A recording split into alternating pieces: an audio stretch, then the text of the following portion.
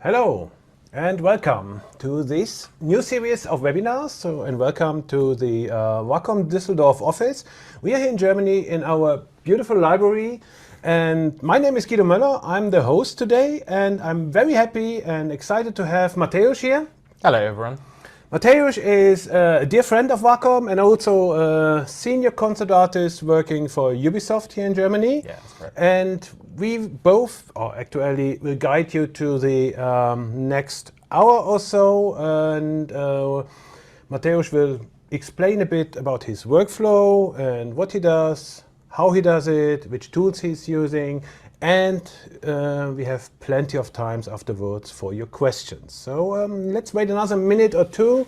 I see a lot of people coming in, popping in. So we have already a decent crowd. So, but what you could already do is maybe you can indicate if you can see and hear us loud and clearly. That would be helpful. Just put it in the chat. Yeah. Yeah. It would be unfortunate we're just talking for an hour to ourselves. And exactly, no that would be interesting. Yeah, all right. So, I have a quick look at my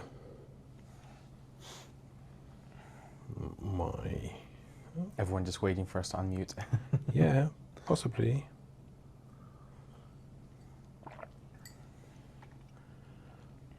Okay, let's see. I hope it works. Some people are sending okays and claps. So okay, works. this is good. Yeah, all right. So, cool. Okay, then I can put my MacBook away. One note, I think you see it in the chat as well. We will record this session. I hope it's all okay for you.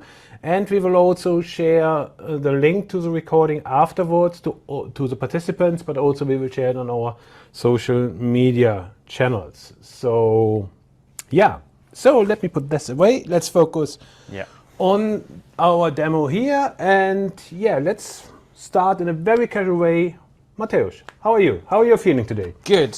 I'm good. It's the first time I'm doing a webinar, so it's a bit stressful, you know. I'm kind of talking in front of other people and not being able to see them, so I can't tell their reaction, right? Oh yeah. So you know, they're hating, they're loving it. I don't know. Yeah. Hopefully they're loving it. I hope. Yeah, it's good. It's good. Almost end of the week, so that's also good. You know, time for. And it's Halloween soon. It's Halloween soon as well. Yeah. When is it? Tomorrow? I think it's tomorrow. Yeah. Is it tomorrow? Yeah, it's 31st. Right. Yeah. Yeah. See how boring I am. I don't have class for Halloween. I don't even know when it is. Yeah. A typical day in the life of a concept artist. Yeah. Pretty busy most of the time, and you know, trying to get good work balance and this kind of stuff. I'm really good. How about you? I'm good. Also, I would not say stressed, but I'm quite excited to see how this works out because it's a complete new webinar setup for us here at Wacom as well. And so enough said, I would say the structure is a bit like this. So Mateusz has prepared a couple of slides, but this will not something which is dead by PowerPoint, but the slides will be broken up by some demo sessions also. Yeah, right? I will show a bunch of stuff. I have a few pre-prepared things that we'll look at, and then we'll also do a very experimental, completely improvised live demo. So it will go great or horrible, I don't know. Hopefully great. So it's not boring PowerPoint or anything like that. It's more of a visual aid for you to keep track of what we're talking about and kind of get the main bullet points. So it's mostly images, don't worry. There'll be some presentation of some my Blender files and my Blender scenes and this kind of time in the meantime. And then, like Guido mentioned, we'll wrap up with a Q&A session where you can ask some questions regarding what you've seen and anything that you thought about before the session. And the presentation is kind of our guidance, and so we don't get lost a bit talking and just drifting off the topic or anything like that. So yeah, I think we're ready to start. So okay. Let's switch the screen. Let's switch the screen. So now you should. Right. Yeah. Don't run away just yet. That's not the quality of my work. Right. So the topic of the webinar is Sketch to Screen, the journey of concept art. So like Guido mentioned, we'll talk about how the concept art comes to life in a way. So I won't really talk about how I use Photoshop, how I use Blender and this kind of stuff, because it's not really relevant. I am more interested in showing the thoughts and mindset behind the process and how it works, because I think that's way more valuable. And if you want to learn Blender, you can probably find hundreds of tutorials on YouTube and stuff like that. So I want to take you on a bit of a journey through how concept art comes to be, and what we're thinking when we're working on this stuff. So I will just click through. I think we need to make this active. By the way, before Mateusz starts, I just have already seen that apparently the chat is disabled. So if you have a question, put it in the Q&A part. So this should be working, and I see already that the Q&A seems to be working. So put everything you hear into the Q&A. Yeah. So there were the questions. That was fast. Not really. Some freezing here, but we try again. So let us know if you still see us moving, or if there is some kind of freeze here. Should we do a little dance or wave, just so you see? Okay. But let's continue. So let's have a look. Yeah. Exactly. So as you can see, we kind of have a cat through Sketch, Blender scene. I use a lot of Blender and a lot of 3D, so we'll talk about that a bit as well, because I think traditionally concept art is kind of associated with drawing and painting and stuff like that, but it's not really like that anymore, not so much. And that's the finished concept, so you can also see how the finished product looks like. But yeah, just our landing page. So I think we mentioned the structure already, so we know how we will go through. First question on my side, on the image, is it already done in Blender, or was it a previous Photoshop image? This is Blender. Okay, cool. There was a really quick sketch that was there at first, and this is in Blender. It's barely overpaint. It's pretty much 100% Blender viewport render. So it is really heavily done in Blender. It's kind of my Blender phase already. But I will show some stuff from the projects I worked on, which is done without any 3D as well. Okay. First of all, Guido already introduced me. Mateusz Katzig. I am hard surface concept designer and environment concept artist. So yes, I don't really do characters. I can't really draw characters. I'm for over 8 years in the industry now, all with Ubisoft. I have shipped a AAA title, which some of you may know. It's Avatar: Frontiers of Pandora. I hope some of you played it. I know I didn't. I played it so much during testing, during development. I didn't actually get to play the game when it came out. But I heard it's good, and I think there's even an expansion coming out for it now, which is cool. I am a fan of sci-fi engineering, and I'm a cinema enthusiast, so quite a bit of my work has this like cinematic angle to it. I think that's kind of about me. We have 2 cats with my wife. Yeah, that's trivia. So I think we can move on from that. And I will show you a few images of mine, because I don't think all of you, went and checked what I'm actually drawing. So most of the stuff here will be from Avatar: Frontiers of Pandora. This is purely 2D photo bashing image. There is no 3D in that one. Was still the phase where I didn't really use 3D for this kind of stuff. This is actually one of the first ones I did on the project. Let's go. This one already has some 3D. It's one of my personal works. As you can see, it's a bit more cinematic, so it's kind of already going in that direction. That's pretty much fully 3D, done for Avatar as well. So this is kind of like the environment section. Now this is fully done in 3D. There is no 2D in there at all. It was a concept design for Avatar. We needed some trucks, so I did some of that. And this is fully in 3D. And this is also where I switched to Blender, because I used to use 3ds Max. And I switched to Blender because I felt it's just better, and more about that a bit later, I guess. And this is also fully 3D, hard surface concept design. It appears in the game somewhere. So that kind of wraps up the section about my work.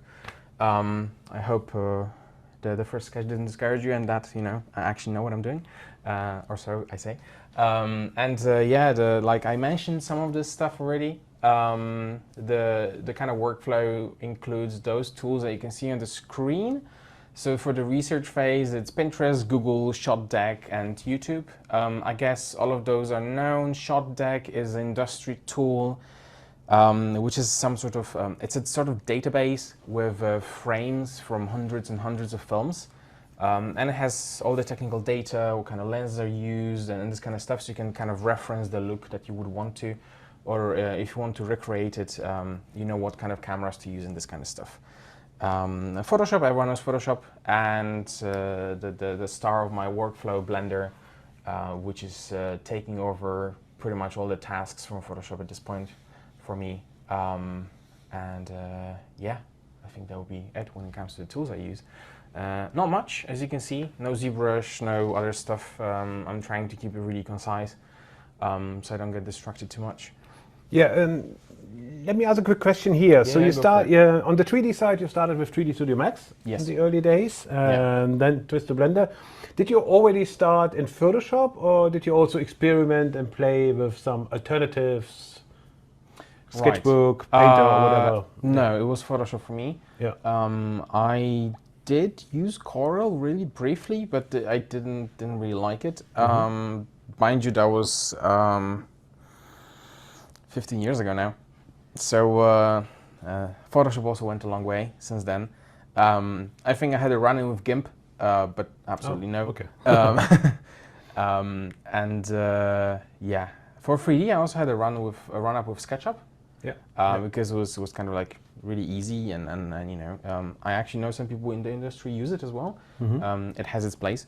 But yeah, no, it was mostly Photoshop right away. It's kind of because of my dad that just kind of like nudged me and gave me the Photoshop. So yeah, use that.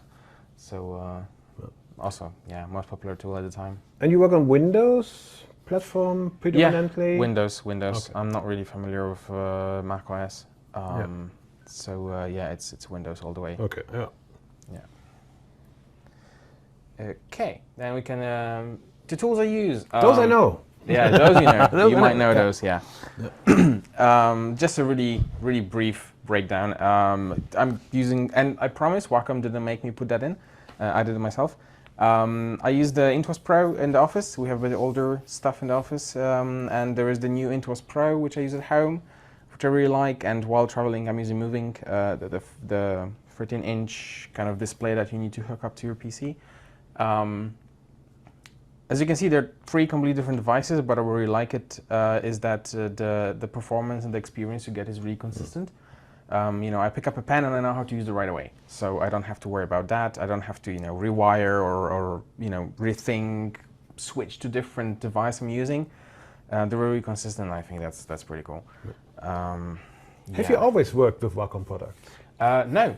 Good. My first tablet was a Pentagram, was a really old one. Oh yeah. Yeah, that was back in Wacom Intuos Pro, Wacom Intuos 3, I think. Yeah, at the time. Early 2000s, mid 2000s. Yeah. It was cheaper at the time and offered pretty good performance. So I used that for a couple of years, and I switched to Wacom products at university. Our university had them. They had a room full of Cintiqs, which everyone was flocking to. You know, everyone's like, "Oh, I'm gonna go to the Cintiq room." So that was kind of like a hot spot at university because everyone wanted to try them out. They were fairly new at that point. Yeah. But yeah, since then it's various various Wacom stuff. I did use the older Intuos at some point as well. Do you still remember your first Wacom product? I think it was what type? Intuos 5. Yeah. It had square buttons. Yeah. And the kind of like weird dial up on the side. The sensor dial. Yeah. Yeah. Were the buttons physical buttons, or was it in part of the? No, physical. Okay, that was Yeah. That one unfortunately broke. But the USB port, not actual. Yeah. But I think that's the hardware you use, and no surprises there really. Let's go. I think I'm going a bit too fast, you know. Actually, we have time. Yeah. We have time. I need to take a breath and sip of water. Yeah. So again, so I see already quite some questions in the QA chat. So please use the QA chat. Please put in all your questions, and we will have a look after the official presentation part. We have dedicated time for the Q&A session. So please ask your questions, and Mateusz will be very happy to help. I'll be really happy to answer them, and for now we'll run through so we don't get sidetracked, and I make sure I show everything I wanted to. I think we can always stay a few minutes longer to answer the questions that are still there, and hopefully I will answer some of them in the process of the presentation. So workflow, I assume not everyone watching it is necessarily concept artists, or you might be in the industry or not. It doesn't really matter. So the presentation should be accessible to everyone. So when I get a task to work on, the first thing is I have to figure out what it is, you don't always know right away how you want to solve something, and you need to look for reference and sometimes understand what you have to do. It's especially important with more mechanical and engineering designs, like vehicles and stuff like that. I'm not really a car person, so before I did any vehicle designs, I had to look up how the suspension works, and what are the elements, how the vehicles are constructed, because I didn't know that from right away. You look at cars, but you just see it on the street and you don't really know how they're built, and you need a certain degree of understanding of the subject before you design it yourself. Because kind of one of the most important things when in designing anything is that it has to look believable. It's not like you look at it and like, what is that? You look at it and like, okay, I can imagine it, being on the street or something. Maybe not super sci-fi, Star Wars stuff, but there should be this suspension of, okay, it's exciting, but I can imagine it being a thing, It's pretty cool. Before you start with the researching, I assume you will get a briefing, some kind of, or you have a kick-off meeting or something like this, or both, basically. And is the briefing always detailed, or does it really depend on the topic? It really depends. It really depends. How big is your freedom then in the next? It really depends on the kind of stage of the project, or what is required. Sometimes it's just something that is needed fast. There's some sort of uncertainty, or some different team, 3D team, or someone has a question that they need to have answered visually, and then it's usually sometimes like half an hour job to figure something out for them. Sometimes briefs are really specific, especially in games, because maybe there's animation, maybe there's game design requirements, maybe there's something we need to include, or maybe there's something we can't do. And sometimes it's kind of open, especially at the beginning of the projects. Sometimes we don't even know yet what the product is exactly is going to be, or what this areas are going to be. It's kind of like blue sky phase, where we just dream. We just think of what is the coolest thing possible, imaginable, and we throw the ideas at the wall and we see what sticks. So it's a really wide range. It can be really extremely specific, down to this is the level design and we have to stick to those cubes, just make the cubes interesting. And sometimes it's just, we want this kind of environment, just anything amazing that you can think of, just do it. Those are really the most fun ones, I suppose, because you can just unleash your creativity and come up with anything possible. But if you're working for some IP, like Avatar, for example, you have quite strict regulations. I could assume, because the movie was always first, right? So people would expect something which is very similar to what they have seen before, right? Yeah, working with established IP is a bit of a challenge at first as well, because you need to learn that IP. There's the design language, there are some do's and don'ts, there are some things that they want to be prevalent in the IP. There's of course the setting you have to respect. There's a lot of things you have to respect and you have to learn, and kind of learn the rules that are behind the IP. And a lot of the times it's not something that audience really ever sees. They only see the result of it. right? You don't know what were the rules behind, designing the world of Avatar or Star Wars or anything like that. You just kind of experience the end result of it, and if you don't really pay attention, you maybe won't see that like they purposefully skip something. Something is not featured in the film because they don't want that. Yeah, they're really like, you have to respect the IP, because especially if you're not the owner of the IP, because there's someone else that like, yeah, that's not really Avatar one. That's not really Avatar like. We should change that. So yeah, it's kind of a learning curve of that as well. Adds another layer of challenge to working on something.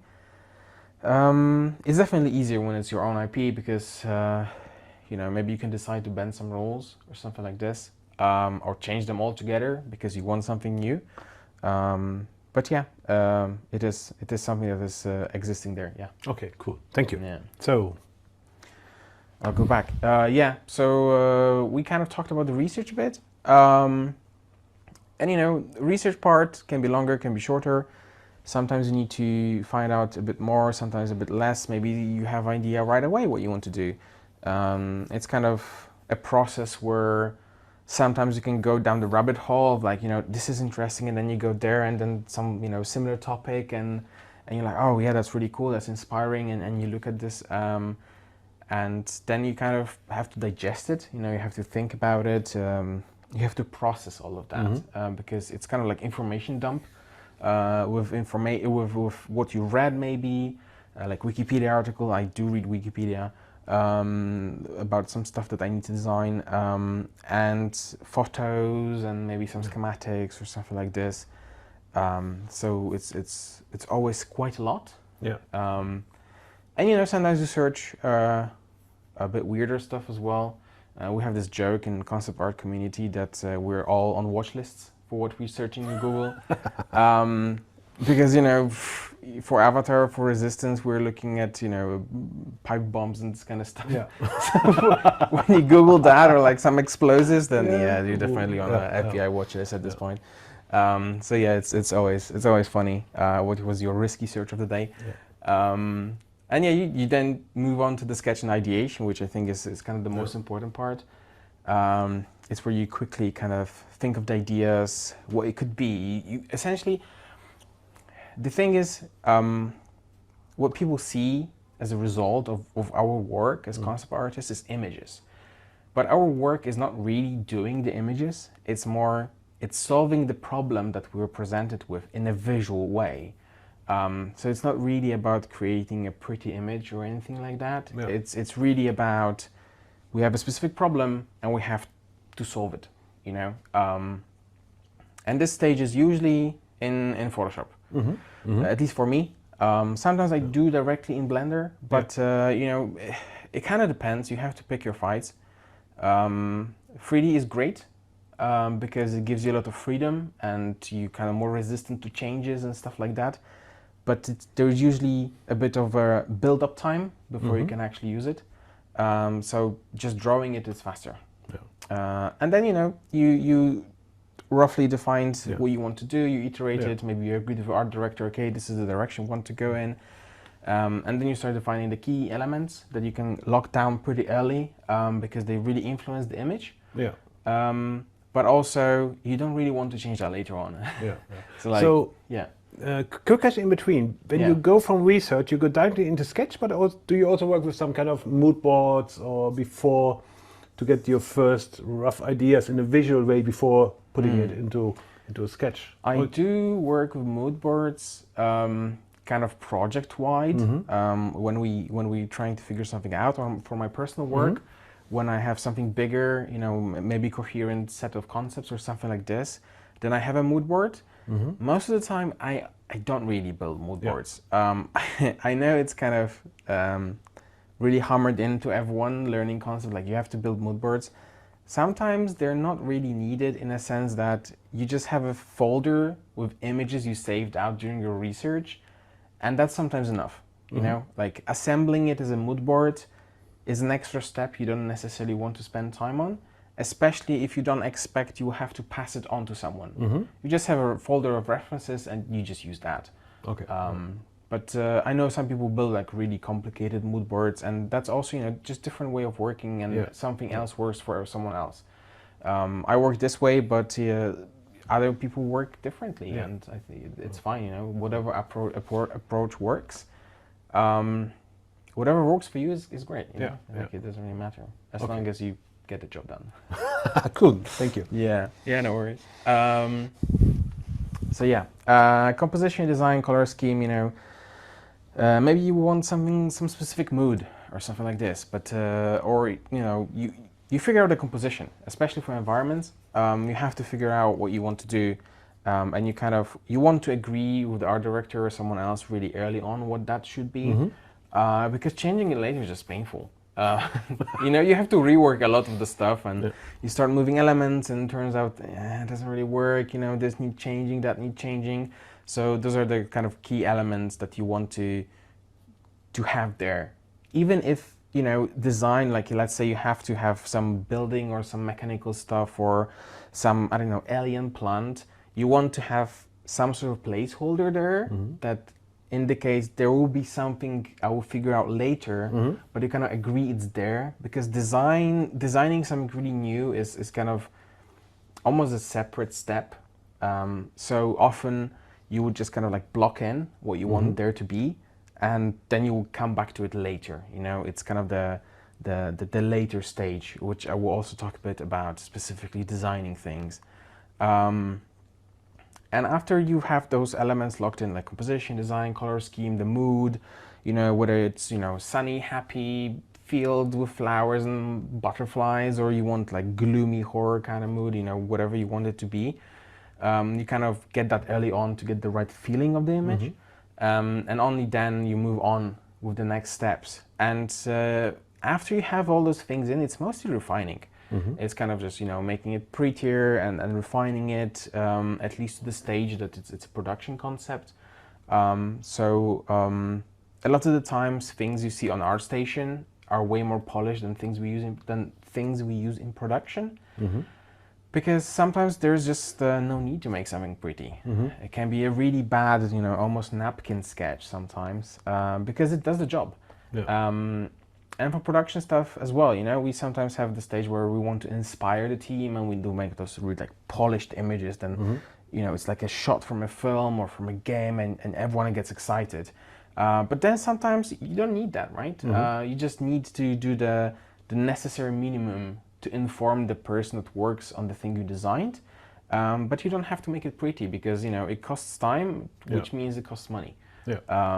So yeah, you sometimes just leave out those not so polished concepts, and often they're not showed later on. They're not the art book kind of material. And yeah, there's the final step, which Photoshop again, you know, some small overpaint, some color correction, all this kind of stuff. But everything before that usually for me happens in Blender now. Because like I mentioned, it's more resistant to changes. I can change the composition a bit easier. I don't have to redraw everything. It's easier to change the light. So you kind of invest some time up front to build the scene. But then kind of, you know, it gives you stuff for free. Your art director wants to see it from a different angle. It's for free. You just hit render and it's there. So that's really why I think concept artists switch to using 3D quite a lot. Some 3D guys are laughing that we're doing their job now, but it really helps, you know, also for 3D teams, because you don't do those different views in Photoshop, and you don't paint it or draw it, and then you hand over and something doesn't work. You just give them your 3D file, and they have it right away. That would be my question. Do you give them your file then? I just give them my file. You know, it will be a crappy concept model or concept scene, so it's not optimized, everything is broken, everything, you know, it's just, you know, cheating and cutting corners just to make it look good. But it's way easier for them, because they can just build some actual optimized, well done 3D based on, you know, the actual physical 3D object, not interpreting your 2D image. And then you just provide them with the finished image of like, okay, this is the inspiration, this is what you're aiming it to be. But here's the 3D scene.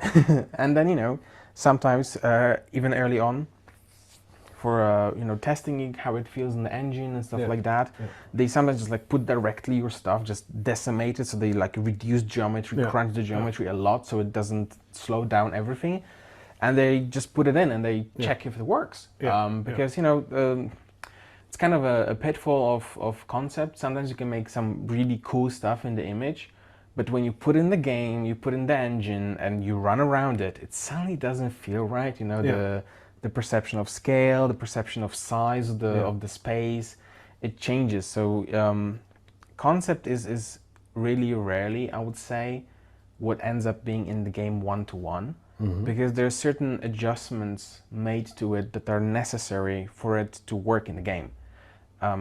Some concepts are really close, for like instance Last of Us stuff, but that's because the concept is kind of, I assume, is done after the level design is there, like all the cubes and all the elements. They're like, okay, we want this, just make it pretty, you know, make it amazing.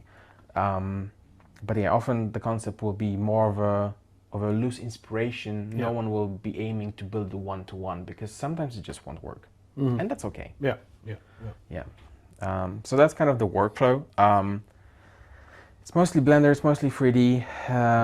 But for those that want to be concept artists and, you know, they're not there yet, they're, you know, studying or something, don't worry, 3D doesn't have to be scary. You don't have to be a 3D artist to use 3D as a concept artist, which I will talk about in a moment as well. Because it's a bit different kind of 3D. It's a really, sometimes makes the actual 3D artist scream when you show them what you did. So it's really just using it as the tool that you need, rather than trying to, you know, have geometry and all this kind of stuff. So we'll touch upon that, and with that, let's stay 1 second more with the tools. So I assume working, for example, on AAA games in a big company like Ubisoft, I guess there are some tools which are basically set to all the pipeline, right? Which is possibly Photoshop. But Blender, was it always the case? Because I know in the early days, everybody talked about Maya or 3D Studio Max. Are they still there, or do you see there is a shift now going on? They're still there. So there are certain disciplines that rely on different tools, like animation. They still use Maya and Motion Builder. And they're there to stay, I think, at least for now, because it really depends. If you have expensive pipeline built, or like some specific in-house extra tool written for Maya, for animators and this kind of stuff, for integration of the engine, then you want to stay with that software. But these days, 3D and concept is really software agnostic. You don't really need a specific software. So at least at Ubisoft, we have this thing that you work in the tool that you feel comfortable with. We all have Photoshop, and I don't think anyone uses anything other than Photoshop, really. We don't really have license for anything anyway, anything else anyway. But Blender was a choice. Blender is really powerful. It's open source, so it's free. You can use, like, I think that's one of the strengths, you know. You can use the same tool that we use at work, I use at work, hundreds of other people use at work. You can just use it at home for free. So true. There is no this whole thing of, I can't afford a license, so I'm using a free version or a free tool that's similar but worse, for instance. You have this thing of, I'm using the exact software I would be using in the industry. Unless you go into VFX, where the pipelines are a bit more rigid, and I don't know how popular it is there. But my entire team switched to Blender. I think, with exception of maybe one person, the 3D team switched to Blender as well. The powerful thing about Blender is the add-ons. Vanilla Blender is good, but there's a lot of tools written for it that make your life easier, essentially. So it fills the gaps, you know, like if you want something specific in Max or Maya, there may or may not be a tool for this, but if you want something for Blender, someone probably made it. They made it somewhere. And if not, you know, you can try to do it yourself in Python or stuff like this, because it's open source, and you can just try to do something extra. But most of the time it will be there. You know, there are like sets of add-ons which are really popular and kind of pretty much everyone uses.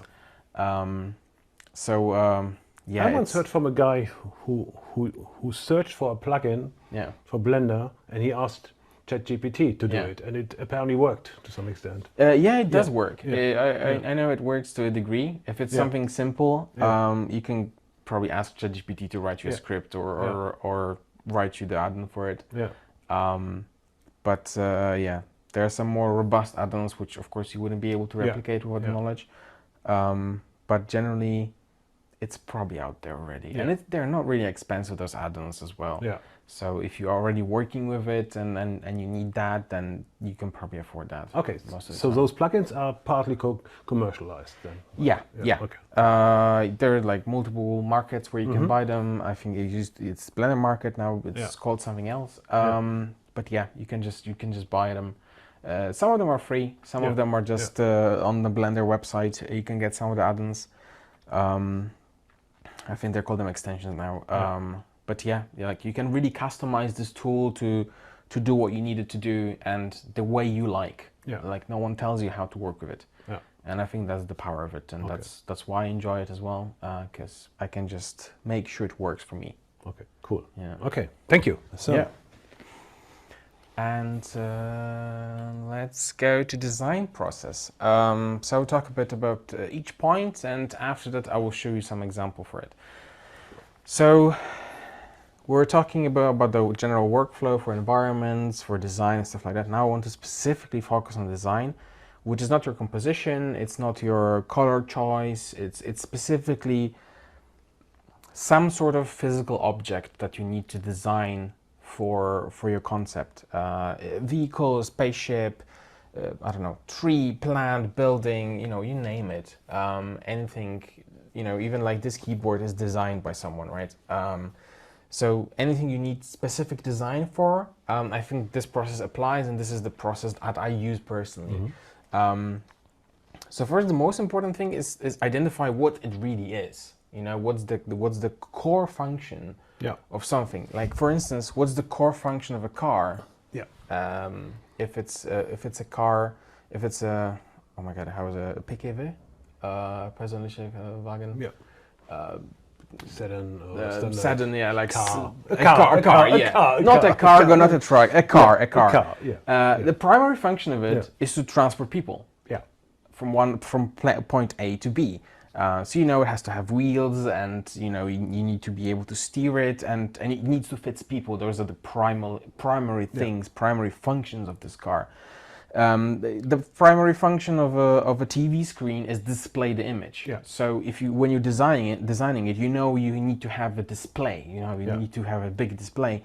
If you're designing a gun, it needs to shoot. So you first have to kind of think of the very core function of something, because if you fail at that, someone will look at it and they want to know what that thing is.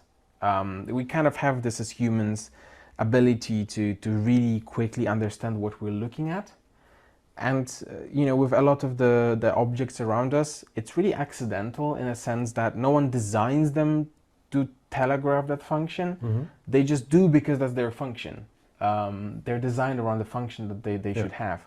So you have to identify that for your design. So I don't know, it's a plant with fruits that you can harvest. Yeah. So you need to have the fruits, that's your thing. So identify that, and then we can probably call the presentation again. Oh yeah, sure. Yeah. Go there. Yeah. And then there are the secondary goal and functions and reads. So let's say let's stick with the car, but we want the car that can take some cargo. So it's a pickup truck. So then you have the driving part with the humans in the cabin, but then you add the pickup part to transport the goods. So that's the secondary read, secondary function of this car. It's not the main function of this car, but it's secondary supporting it. So you have to think, okay, so also for it to make sense, I don't know, maybe there are places to attach the straps so you can hold the cargo. It needs to be able to close from the back, but also like open so you can access it. So maybe there needs to be a step that you can, get up higher and get onto the pickup part. And that's how kind of your design starts building layers and layers. So you have this very core function, and you kind of layer more elements that support it. Or, you know, it's something that, I don't know, it's electrical. So you're like, okay, if it's supposed to be outside, it has to have protection against elements. So your secondary thing will be, okay, it needs to look like it could survive in the rain, for instance.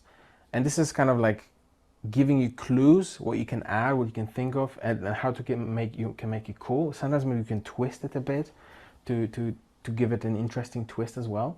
But you need to keep in mind what you're designing and kind of build on top of that. And mind you, we're talking about realistic designs for kind of realistic IPs where things have to be logical, and you want them to be logical, because kind of those principles would apply to Star Wars stuff, for instance.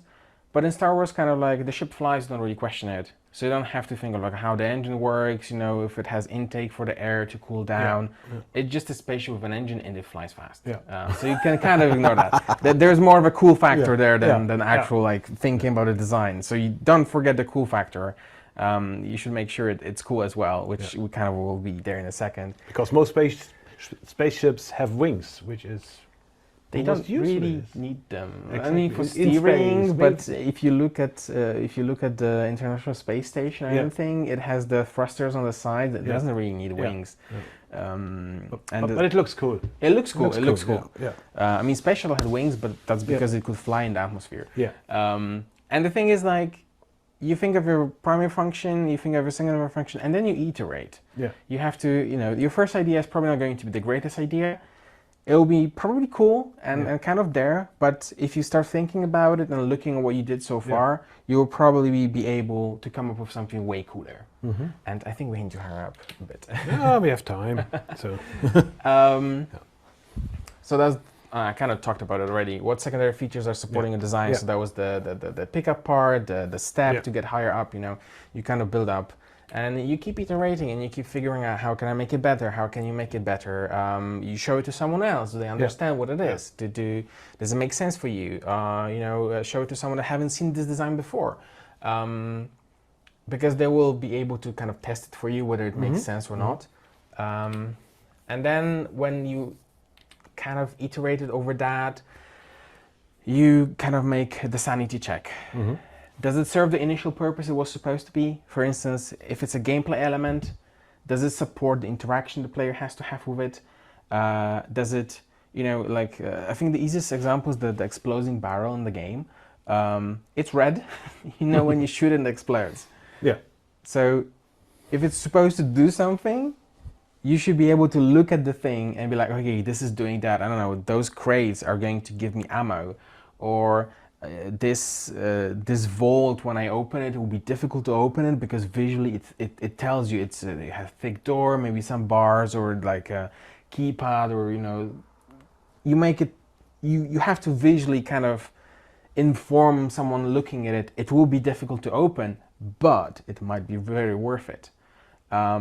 So you kind of check that, you make sure it's also cool, you know, you can't forget the cool factor, which I mentioned before, you know, because we're not product designer, not industrial engineers. We make things that are fun and cool and they are nice to look at. But we're informed by reality, you know, because you kind of need to reference the reality, so you make sure that something is that everyone understands what they're looking at. And if you know it's visually interesting, it's distinct, your art director loves it, or passes it, you're good to go, you know. And then hopefully you'll see it in a game, and, you know, players will use it and it will be cool and fun and everything. So that's kind of what I think about when I'm designing. Of course, there's some iteration on the visual aspects, you know, later on there comes the textures, the visual look. You know, if we stick with the car example, you can have a boring white car, but you can make it sporty. I don't know. You can add the decals and some stuff. Maybe there's some interesting texture in it, something like this. Maybe not for the car, but generally for something, you kind of improve that, and you think, how can you improve it? And, you know, maybe some wear and tear. Maybe there's some damage. Maybe someone tried to open this vault already, so there's like some melted metal in the door, stuff like that. And then usually you're done, you know, and you just ship it. You just have to present it nicely because not everyone is your art director. Yeah. So they want to see a really cool image as well because maybe they're not the art person. They're maybe programmers or creative director or, you know, they just want to see the cool stuff. Yeah. And you just wrap it up nicely. You know, it's like a gift. You know, the gift is cool in itself, but then you wrap it in nice paper and it's nicer already. So it's kind of that thing. And I will just show you the quick example for that. A quick question before you start. Are there a defined number of iterations you usually work with, or do you say, no, let's make it as often as it really looks cool? Make it as many as you need. Okay. I know in schools, I was taught that as well 10 years ago. Like, you know, they want to be like, make 50 iterations. I mean, that's an overkill number, but it's kind of pointless. You have to think, you make the iterations as a tool to get to something cool. Yeah. You don't make the iterations for sake of making them. So, you know, sometimes I see people making 50 silhouettes of something, and do you really need the 50 silhouettes for it? Or maybe your third, fifth, or seventh one is really, really cool and you're really happy with it, or the design you're working on. And the rest of it is just to make the number go, you know, high. Yeah. And there's no point, really. Okay. You know, it's like you tailor it to your workflow, to the purpose. So if you already have something super cool, there's no point to keep. Sure, you can, there's the thing, you can always improve something, you know. Nothing is ever perfect. No, but it's a really it's a trap. It's a trap, especially with your personal work. Yeah. Because there's no deadline, there is no someone expecting you to ship it, there is no one else giving you feedback. You're your own director, own producer, and there's no limited time for it. You end up working on stuff forever, and there is a point where, is there still a difference? You know, does it really make a difference? Or is the initial impact of the image you wanted already there, and you're just kind of perfecting it for sake of perfection? Yeah. I think it's I'm guilty of that. I sometimes do that, but I'm trying to be mindful of that sometimes there's just no point, you know, like image is already good enough. I know it doesn't sound great that it's good enough, but it can be really amazing already, and there is no point, you know. You can just accept that, yes, there will be maybe some flaws, maybe something doesn't work exactly the way you wanted it to, but the next one will be better. You know, you will learn on that, you will learn on those, and next time you design something similar or a similar image, you'll think about it, and you're like, okay, you know, in that one that didn't work, so I'll make sure that it works this time. It's better to just make another one than kind of be stuck with this one. Yeah, that reminds me a bit of, how's the name going? Star Citizen, the game? Star Citizen? Yeah, I mean, they're chasing perfection, but they're also adding features and stuff. I think Star Citizen is a topic on its own. If this game will ever come out, I hope so. I mean, it's really cool already, like you can actually play it. I was actually a backer from day one. I still have that pin. Yeah. Okay. Wow. Okay. Now I played it a while ago, but I have a friend that really plays it, and he's always like, "Oh yeah, there is a new update for Star Citizen," but you know it's gonna be broken for the next 2 weeks, so let's play in 2 weeks from now. But you know they're actually doing great. Like their team is making an amazing job visually, and from design point of view, it's really tight. There are some really amazing people that worked on it. So I think even if it doesn't really work maybe for some people as a game at this stage, I think it's really worth to have a look at what you can achieve if you really care about the visual part of the project. You know, all the spaceships, all the space stations with all the, you know, a friend even designed trash bins for it. Yeah. And it kind of, you know, it's not really a game project in its essence at this point. I think it's a world building project. Yeah. You just build an entire world, and it's amazing. You know, it's as a concept artist, it's something I geek out about, because it's just really inspiring. You know, this coherent, everything is designed, everything is super cool. It takes a lot of time, money, and patience, but it really shows when it comes together. And apparently there are no borders given, right? So it's really cool. From like, if someone is not a gamer, but is interested in like hard surface concept design and stuff like that, I really encourage just to get it, just to look at the environments and everything. No, seriously, like it's such a cool thing. But before I talk too long about that, So, okay. Yeah. Yeah, no, not this, spoilers. So we're going now in Blender, right? So Yeah, we're let me going share now the in screen Blender. again. So, yeah. Yeah, we're going now in Blender. And I will show you an example. I will show you the whole concept when we're done. So this is the camera view. We will focus on this thing. Wait, I don't know if it was gonna render fast enough actually. It should be. If it crashes, the video is glitching. Yeah. Yeah, okay, it renders. It renders. Oh, yeah, okay, it renders. Yeah. Yeah. Cool, so we'll focus on the billboard. So, oh yeah, our video is going crazy. Yeah. Interesting. Interesting, yeah, it's probably interfering with the graphic card. Anyway, I will go out of the rendered view, but essentially what I wanted to show you is billboard. We have this billboard, and it's a screen billboard, so it's LCD billboard, and kind of what is the primary function of it? Well, the primary function of it is to display the image. So this is kind of the first step. I will show you 3 steps, kind of like this step, the medium stage, and kind of finished. It's not really finished because honestly, I was still working on this last night on this concept because I don't feel it's where I want it to be yet. But like the primary function is it should display the image, right? So we have the billboard, that is the screen, and we have 2 things, two pillars, one on which it's hanging on. So our primary function is there. It displays the image because that's the most basic thing you wanted it to do. And then you start thinking about it. Okay, it's an LCD or whatever kind of electrical display with screens on it. So it needs some sort of protection from elements, right? Yeah. So it shouldn't probably be exposed, and this is how you start thinking about it, because the primary function is already there. You fulfill the brief. It displays the image, right? And now, wait, there's a cable there getting away. Too many things at once. Okay. So I will turn that off, and this is the second step, right? So we already established we need some sort of protection for elements, it should probably, this shouldn't be there. It should probably have a bit more of a support, so it makes a bit more sense. It has a small roof, so it's protected from the elements. It's kind of like, the secondary function, right? So it displays the image and it's somehow protected from the elements. So it's not, just mind you, like I specifically picked something not exciting because I think, generally, I do like prop design. I think designing those like simple things is exciting and fun, but it's kind of easy to get caught on with like exciting things just to make them exciting. Like a spaceship is so exciting, you just focus on the pure visual. It's an amazing image, it's an amazing design, it looks really cool.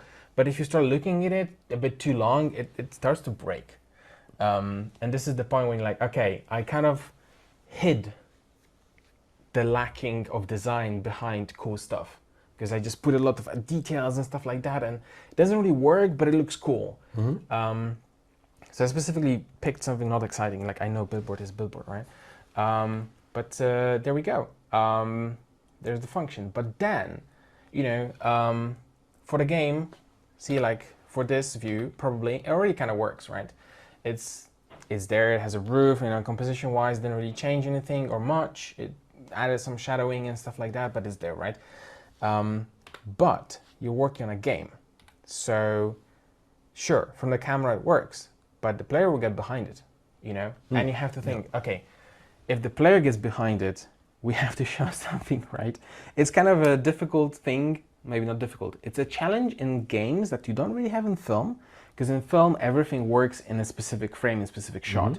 Right outside of the frame, it can be absolute mess. No one will ever know. But in games, oh boy, someone is gonna go behind it and someone will look and someone will find, oh, it doesn't work, this rock has no texture, because game gives you freedom. Like, I mean, not every kind of game, but like open world, AAA, blah, blah, blah kind of games give you this freedom, right? So you have to kind of account for that. So you're thinking, okay, so we have the screen, and then, you look for reference. I have some reference for it. I had ahead of time. I have reference specifically for the back of those screens. Those things are like an LED wall, right? Yeah, it's an LED wall. Yeah, I looked for LED walls. So it's really messy. It has a lot of cables and stuff like that. And we would want to give player that. We don't want to have just like a blank blank panel behind. Yeah. Because yeah, it's kind of boring. I mean, maybe you don't have a budget, then it's okay. But if you do, you just go all out. So wait, I'll turn this off. I have already other stuff. So this is probably a bit going to town. I didn't put all the details in, so sorry. I didn't model everything in there. But we're thinking about it. So let's imagine that those things are actually all the detail. And then you think, okay, so it's an LED wall and someone has to maintain it. So, you know, you add some bit of realism to it. You add the kind of walkway, the kind of walkway that allows someone to maintain it. You know, do some cable stuff. There are some boxes with that actually all the cables converge to, and then there's a panel you can open. Maybe I don't know, maybe it's a game where it's a propaganda display and you need to get behind it and shoot all those things to you know, to disable it so it doesn't show the propaganda anymore. There can be many things. And then kind of like all those elements like a ladder and the railing, they're really like standardized. I think as Germans love it, like ISO, you know, standards. So DIN norm. yeah. So for those things, you really can look online, and I really encourage you for some of the stuff like steps in buildings, rungs of ladders. Everything is standardized because it's the most comfortable thing, or the safest thing, the safest kind of measurement. But the thing is, because everywhere it's actually used, it's really good scale clue. Ladder is always going to have the rungs at the same exact distance. The railing is always going to be at a certain height, so if you kind of lean against it, it's high enough so you don't tumble and fall over.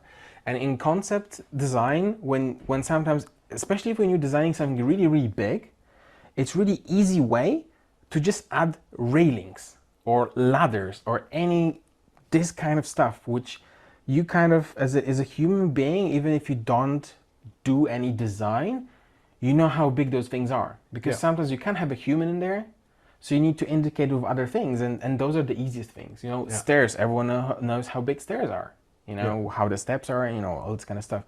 And it's the easiest kind of way to use. And of course, you know, we want the roof to be a bit maybe interesting, a bit more interesting, so, you know, there's some cooler shape maybe, you know, something like this. It doesn't really matter, but, you know, someone looks, it's there. It's a bit more interesting, and then we'll break the video for a second again, and sorry, I'm not used to this keyboard. Okay, there we go. So we'll break the video again for a second. We'll render it to show you that yes, it is rendering. It is kind of going ahead of myself, but like it doesn't really have a nice texture in it. Don't get me wrong. It has some low resolution photo in it that just works. It just gives enough detail. I will show you that in a second. We'll talk about it. I think this is actually the next thing I wanted to show. So let me stop the rendering so it doesn't break the video. Can you give us like a thumbs up if you can still hear us when I'm rendering stuff? Because yeah, good. Because I was worried that it can actually affect audio as well. You know, when the graphics driver are actually crashing. Yeah. Right. So I will now jump to the presentation for a second. Where is it? There it is. So we talked about that. I gave you the example. Wow, it's going again. Well, we have to watch it again. Sorry, guys. I have to click through it. But now it's easier to memorize. So. Yeah. Yeah. Well, we have to wait for the animation, like the fade and the ship. Yeah, ship it. So that's the work in progress, almost finished concept where I have this billboard. I'm not gonna go into the story of it. If you check it out, my profile, whatever, in a while, I'll probably post it. What the idea behind it is like kind of, I wanted to contrast the kind of like, it's supposed to be like an ad for living spaces, you know, like living homes, like close to nature, tranquility. But we're going to contrast this like post-apocalyptic world, post-war, whatever. It looks a bit deserted, the environment. Yeah, yeah. So that was the kind of the idea for it. Yeah. But what I wanted, we'll kind of move to that for a second. Advice, tips, and tricks. And the first thing, because I know I talk about 3D, and maybe some of you are confused a bit about it, or worried if you are actually a student wanting to get into the industry, or maybe you're an industry veteran, you just never learned 3D because it never was on your radar. You don't have to be a 3D artist to use 3D, which is something really important because, especially if you look at tutorials for 3D. Well, I will take a sip of water. There is a lot of proper techniques, how to render stuff, and 3D can be really time consuming. But I'll show you here. Like I mentioned, the screen thing, like the elements here, it's just like a crappy picture that I stretched multiple times. Whoa, sorry. My sky, I think it looks pretty cool, right? Okay, so the video will break again, but I don't have any fancy high quality HDRI or anything like that. I basically have two planes with a sky picture. Wait. And this is my sky. Like, it's just a bunch of planes with a texture. You don't really, well, I'll turn this off. With a texture, you don't really have to go crazy about it. You know, just cut the corners. Make it the easiest way that it works. Well, is it gonna crash? Oh. No, okay, it recovered, nice. You know, those blobs are my hills in the background. Like, they have some really bad texture on them. I will actually show you. Those are my hills in the background. You can't really see them because of how dark it is. You have to trust me. And then I have a chain link fence here. Wait, is it gonna select it? So okay, so my chain link fence. You know what? I'm gonna isolate it. My chain link fence is a texture of a chain link fence. You just put it in the plane as a texture. Oh, okay. Instead of, you know, oh my god, I have to model a chain link fence or something. Like, I could photo brush it later on, but I'm just too lazy for that. I will just put the planes and move them in 3D. And you don't need to make this chain link fence. And that's with a lot of stuff, you know, fog, any this kind of stuff, some dirt, you know, spraying from somewhere, water, explosions, even characters. I will show you, I have a character that's a 2D plane because it just works. There is no point spending the time to do it because you could. Would it look visually better? If it's not really up close, probably not. Yeah. It will be still, you know, but, and the thing is, like, performance-wise, if your PC is not so powerful, it's a plane. It has no geometry on it. Like, it literally is two triangles. It's one quad. And you can have a lot of those. You just have to make sure you crank up the amount of transparency passes you can render in render tab, because they will go black at some point. I think, yeah, you just have to, it's somewhere there, I think. Yeah, like I said, it's not, oh yeah, lights and, no, light paths. Lights paths. Yeah. Light bounces. Yeah, there it is. Light paths. Whoa. And light paths, you just have to increase the amount of transparent things you can allow. So, because otherwise it will start rendering as black cubes if they start overlapping too much. But a lot of the stuff, like, you know, the sky, I could, I don't know, have volumetric clouds, all this kind of stuff. Why? Yeah. It works. Yeah. And this is what I mean, you don't have to be a 3D artist. Don't think as a 3D artist about it. Armor models good? No, they're crap. Some of this stuff is a bit better than others. Wait, I'll kill the isolation. But some of this, you know, it's my 3D scans, and because I do 3D scanning, you can just take your phone to a scan. I think this one is from New York, I think, but I think this is from like Munich or something. You know, it just there, you know, some junk to kind of suggest the detail. That's my chain link fence here, guys. So you scan junk with your iPhone? Yeah, essentially. No, really. Really like, good. Why would I look for, you know, pictures and stuff? Yeah, Oh, you're moving your mouse. You're moving the mouse. Oh no! Oops, Yeah, I are you did. sitting on Oh, it? no. Yeah, no. Oops. So yeah. So this is my chain link fence. yeah. Oh. So there is like some crappy scan. I don't even know what I scanned here. I don't remember what it is. But it's like some junk, some metal stuff that is my chain link post, and then I have the planes that are with the texture that is a chain link, and this is that's a lamp, Like I modeled this part because like it will be too, you know, like there's some simple model there. But the pole is a pole from Scanned, from a metro stop outside of my house.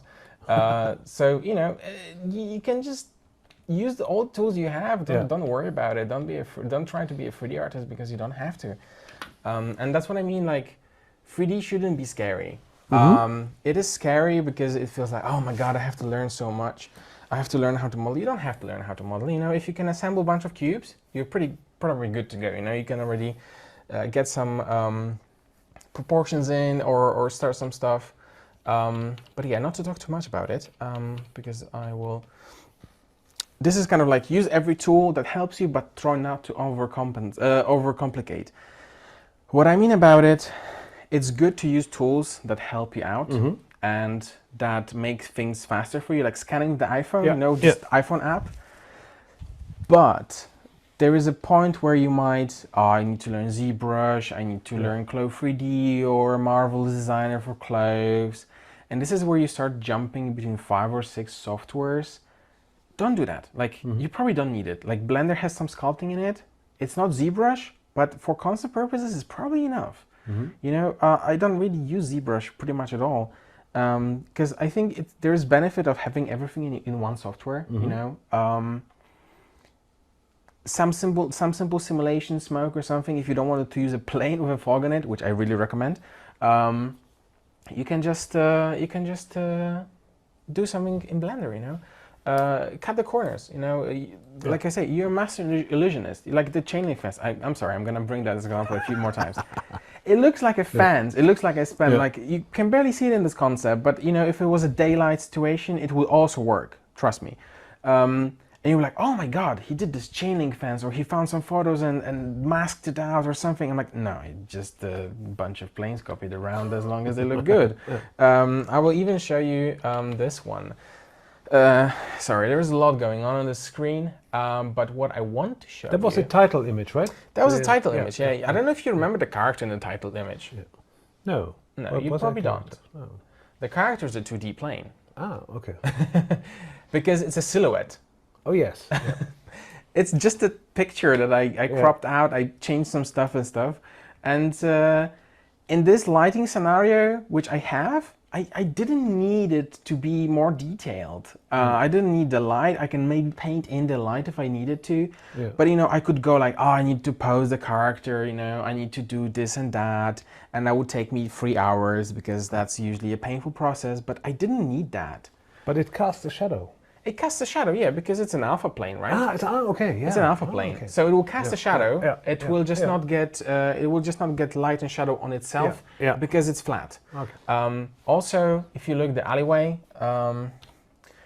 alleyway is in fact. I don't have any lights here. Let's switch to that one.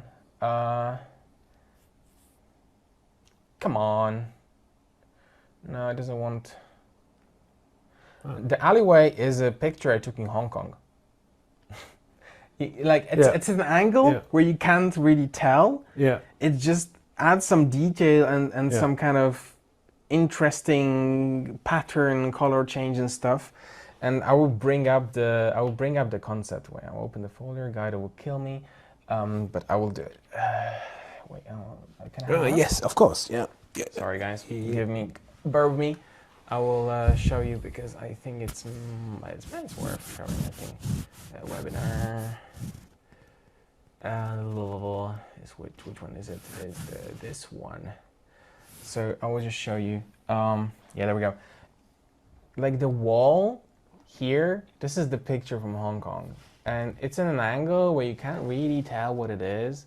I added some roughness to it, but it gives you this feeling of grungy alleyway with dirty walls and all this kind of stuff, but it's just a flat plane. I added some geometry to it and some smaller details and pipes and stuff to suggest the detail.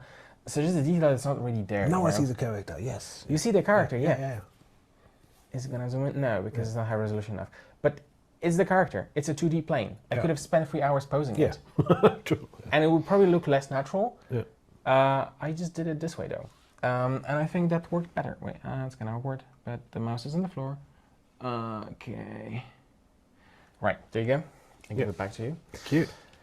Okay, and now the important one. Take care of your mental and physical health. I know I sound like a coach right now or something, life coach, but I want you to really think about it. I think it's really important because when I started out, there was this like cult of grind, and the best artists in the industry are working 14, 16 hours a day. No, they're not. And if they are, I'm sorry for them. You're gonna burn out. I did that a bit at university. It's really not worth it. And I really want to stress that out. I think taking care of yourself is really important. You know, it's better to succeed. I mean, of course, it's easy for me to say from perspective of someone being in the industry and stuff like that. I know it might sound a bit hypocritical, but I kind of went through that at university. Like for first 2 years, I had no fun. I was just, you know, doing concept all the time. But then third year, I was, you know, partying and stuff because I was like, you know what? I want to live a happy life and experience life. And as much as you can, you know, maybe your options are limited. Maybe you don't have budget for that or stuff like that. But, you know, try to enjoy life because your life experiences are enriching you as an artist. It's really important, and this is what makes a difference, you know, in your creativity, because you've seen more stuff, you experience more stuff, you know how certain things feel like, and it's really important, you know. Maybe it's a bit better to succeed 2 or 3 months later, you know, but don't end up burned out with depression or whatever before you're 30 because you got into this like grind and kind of like grinding and working all the time culture. I think it's really toxic. It's really unhealthy. I know some people maybe not won't like me for saying that, but I don't care. Like I know I did that because I listened to those people saying that, and it's not worth it. I really want to stress that out. That it's really important to just take care of yourself. Because, you know, as creatives, we're also sometimes more sensitive to things and stuff like that, and it's important. And also, you know, staying good physical health as much as possible. And the most important, always have fun. That was a bit heavy topic, but now we're like, yay, have fun. No, seriously, have fun. Art should be fun. It's a creative process. It can be a frustrating process, but, you know, always try to have fun. Always try to do the stuff that gives you satisfaction as much as possible.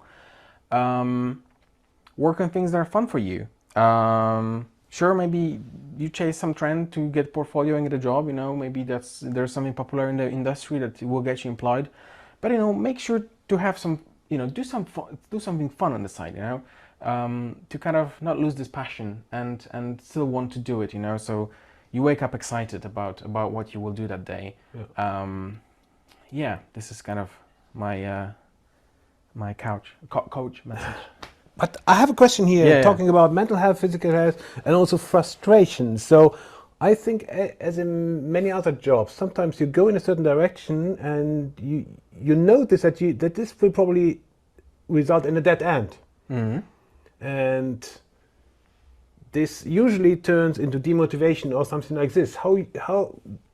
What would be your advice, or how do you deal with these situations? So if you see, no, this will not work, and I have no idea how I can make it work. You mean like when I'm working on a concept or design or something like that? Yes. So how talk to someone. How to stay yourself motivated? So talk to someone. Like first of all, like there's a point where there's no point like bashing your head against the wall because you just won't get there. Maybe you need a first perspective. What works for me is I usually ask my art director to give me 2 or 3 tasks at the same time, and I know it won't work for everyone. Like I know some people get stressed when they have more than one thing to work on. It works for me personally, so it's only like my experience.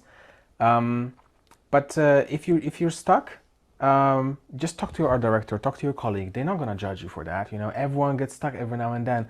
No matter how senior you are, no matter how experienced you are, sometimes it's just not your day, you know? It's also okay if you have a day where you didn't really get that much done, because, you know, creative process is not an industrial pipeline in a factory that has constant output throughout the day.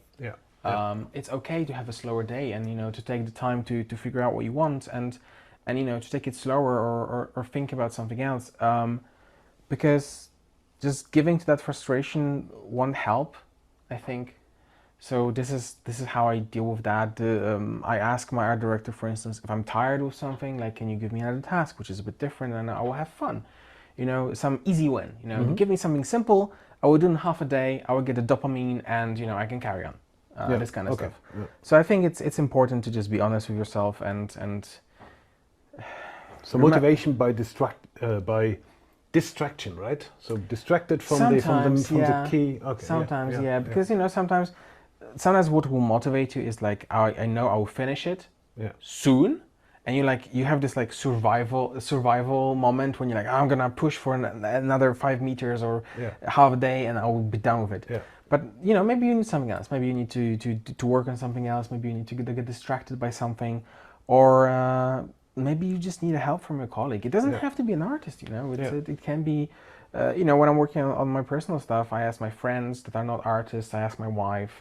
I just send to some people that I know I can trust, that they will give me constructive feedback. And I think it's healthy, you know, just talking to other people and maybe, you know, sharing your doubts as well. That, I'm not sure if it works, and they will give you their perspective on the topic. And you're like, okay, you know, that actually, you know, it works. But also sometimes they will say something that you don't agree with, and that's also fine, you know. This is the kind of nature of feedback. Of course, it's a bit different in professional environment, because sometimes you don't have an option to disagree with feedback. Like someone will tell you, fix that, do this, and you have to do it. But when it's your personal work, it's okay to say, I value your feedback. I think there is truth to it, but it's simply not the direction I want to take. And you know, it's also healthy. I think the person giving me the feedback should understand that you have this specific way you wanted to tackle that, or do it in a specific way, and this is just not, you're just not willing to change the direction at this point. Which can be good, can be bad, but you know, stay true to yourself, I guess. Okay, cool. I have one more question. I think you opened a bag of questions. Yes. I noted something down. So basically, I think using a Wacom tablet in Photoshop is kind of a no-brainer as a concept artist.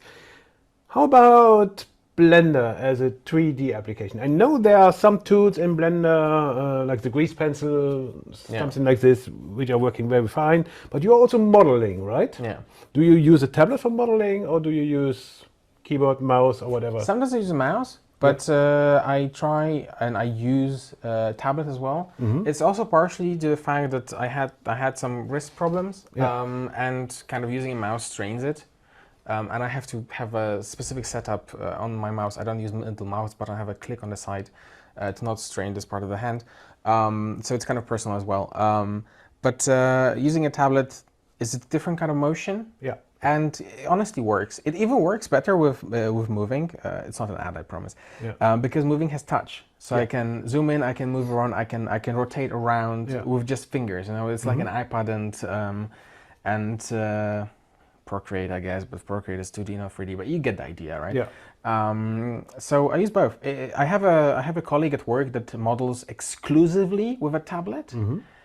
And I have to say, at first I was like, what are you doing? But then, you know, I tried it and it works. You know, most of the controls, I was using a pen now as well for navigating the scene. Most of the controls work. You just have to set the middle mouse button to one of the buttons on the pen. Yeah. And then in Blender, at least, all the controls for moving around, zooming, panning, and rotating are working fine from the get-go. So yeah, I think it's very possible. Okay, cool. Yeah, I would really encourage to try it out. It will be awkward at first. I know for a fact it will be weird because it's a bit different, you know. But you can get used to it, and you just kind of becomes a muscle memory, and it just works. Yeah. Staying with your workflow at the moment. So you briefly described your workflow and also showed us details. Is this always the same workflow for you, or do you deviate from it to depending on the task, or do you have your fixed workflow which you're following basically? I don't follow the workflow blindly, but in terms of general steps, they're always the same. Okay. Like the thought process is always the same, so that doesn't change. And sometimes the order maybe will change, sometimes maybe I will approach differently. Like I mentioned, sometimes I do something really quick in Photoshop, just sketch or something like this. Sometimes I go directly to Blender, sometimes I sketch before going to Blender. So there'll be some deviations and changes based on what I need to do. Yeah. But generally it's pretty consistent. I think it's quite important to find the workflow you trust, because it becomes a workflow where the results are predictable. In a sense, you're always, I always encourage to experiment and try different things and new things. But then you don't know what will be the result. Yeah. Maybe it works, maybe it doesn't work. But if you have this kind of like proven workflow, it's especially for work or like client work, you know that if you stick to that in a way, you will get predictable result that you were getting hundreds of times before.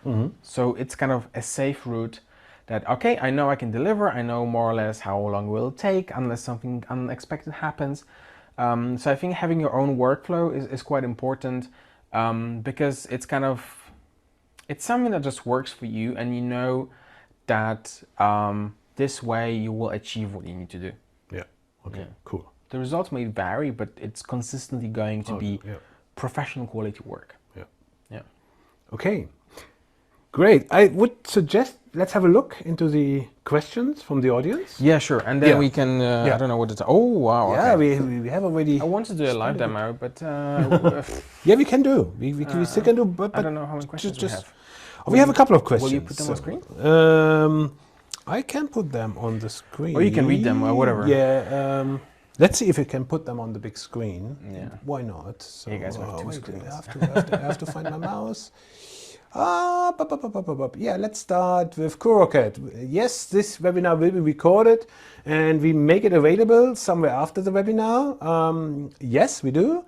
I have one question. My Mac is not using Wacom. Why? This is going beyond this webinar. I would say there are multiple reasons, but you can always contact Wacom customer support. But usually I'm working on a Mac. It works as it would do on a PC. Chat disabled. Okay, freezing. We had this one. Fine. Oh, thank you, Tony. Thank you, Tony. Tony sits next to me in the office. So. Okay. Oh yeah, this is an interesting one. How do you choose your color palette, and what method do you use for shading? Color palette. All right. So if it's not dictated by some specific requirements on the project or something like this, I usually go by. That's a complicated question, actually. It depends what it is, right? So if we're thinking about certain materials and how things are designed, some elements can have any color you want them, like a car body or a wall can have any color, and then you can tailor it maybe to the mood you want to achieve. Some colors are kind of associated with certain feelings, like this yellow, blue, the yellow green has this sickly feeling, for instance, or like the sunny yellow make the space brighter and happier. Maybe it's dirty and dark, and then it kind of gives you this derelict feeling, right? So sometimes it's dictated by the setting that you want to go for, and how the world looks like. If it's abandoned building, it's probably going to be grayed out and desaturated, or maybe you reference some specific architectural style for the if we're talking about architecture, for instance, right? I don't know, like if you go for brutalist buildings, it's going to be this gray concrete. If you go for Art Deco, it'll have gold elements and golden details. If you go for like the Soviet surrealism, maybe there'll be colorful tiles, or like really like the Berlin stations. Each station in Berlin has different kind of color. They have those colorful tiles. The Berlin Allee, I think, is like really vivid orange. Maybe? Might be, yeah. Not sure which station it is, actually. I think they have a lot of orange there. Yeah, but there's a bunch, But if it's not constrained by anything, I would kind of like focus on the kind of mood you want to pick, What do you want the person to feel when they look at it? Is it desaturated and gray? Is it like lack of hope? Or is it really saturated and happy because, it's a happy mood? Is it whimsical, so there are like many different colors that you wouldn't expect. Is it Alien Planet, like Avatar, for instance, where you've got suddenly blue plants or something like this? So I think you can think of the purpose, and if there is no specific idea that would dictate your color palette, just pick something you like. I don't think I really think that much about it. It's either dictated by something else. I just pick something that visually fits. It feels right. I hope that answers the question. I know it was a bit around, but hopefully that was useful. The shading that you... Oh, the shading. I'm method not for shading. quite sure what that refers to. If it's about 3D, then it's realistic PBR, so this physical properties thing with roughness and stuff like that. I don't really do stylized stuff, so I can't really answer that. When it comes to lighting, so I guess shading lighting, I pick what I want, again, mood, or if it's not specific kind of the day, maybe, it's sunrise, sunset, you want it dark, you want it bright, you want a lot of shadows, maybe it's a day, but there's something lurks in the shadows. I don't know, there's always something interesting. In Photoshop, I just draw over stuff with round brush. I don't really use any fancy brushes. So I'm not quite sure what you refer to as shading. If you want that, if I didn't answer that, just ask the question of clarification. We'll get to that. Some more questions. So some advice to separate the passion for art in commercial projects. Nowadays, AI is transforming this industry. Right, I really hope we won't get AI question, but I knew it would come. Of course. The elephant in the room. The elephant in the room. Okay, so first of all, your personal work is your work that you want to do. Use it as the outlet for creative stuff, and make exactly what makes you happy. Unless you're building a portfolio where you want to get specific kind of job, then it's kind of being employable kind of thing. And go for something that studios are looking for. But if it's only for you, it's only for you, It's whatever makes you tick, whatever makes you fun, whatever makes you excited, any stories you have in your head or anything like that. When it comes to commercial work is commercial work, right? Most of it, hopefully, you will enjoy. I do enjoy the stuff I do 99% of the time, but sometimes I get stuff I don't really enjoy to do as well. That happens. There are various tasks on the projects and stuff like that. If you don't enjoy something you do, you do it for the money. I mean, you do it for survive, you do it to pay rent, you do it for this kind of stuff. So commercial work is commercial work. It's a product. It's like gallery art and commercial art. Gallery art is expression of your artistic sensibility, and commercial art you make for money. If you unfortunately is a situation where you don't enjoy the commercial art you do, just I know it's kind of sad, but it's just a means to pay your bills in a way, and maybe finance the option for you to move on to something you enjoy commercially, maybe it's just a temporary situation, it will change. And the AI thing, I really don't want to talk about that, honestly. Yes, it's there. It's gonna stay because the models are open source, so anyone can use them. There is no packing that cat back into the bag. My take on AI is that yes, it's there. It's tempting for people that are non-artists and artists. But the thing is, AI doesn't think. AI is just creating something that it was trained on. So it kind of like it goes towards the average of what it was trained on. So if you have unique ideas or unique artistic style, sensibility, and all this kind of stuff, AI will not be able to do that. And the thing is, using AI is kind of sad in a way. There are ways you can use AI, right? I know it's being used in some productions as well, generally in the industry. You can see AI is this black box when you type prompt thing, and I think that's sad because you give away your entire creativity and everything you have in you as an artist to a black box that will give you something, But if you want something really specific, AI will never deliver on that, or it will take so much time to tailor it to deliver what you want that you may as well just learn how to do it. maybe not, but you know, it gets to the point where why don't you just get an artist to do that, right? So I think if you want to do something unique, AI will never beat you. And there's a whole thing of if you're a really skilled artist and use AI as a tool, you know, just to speed up some processes, maybe a bit of rendering part. Like I know a use case where you did everything yourself, you have textured models and everything, but you know, the grass doesn't look quite right, you know, it's not quite realistic. If you really need to and you know your work requires it to, you can run that through AI, like image to image thing.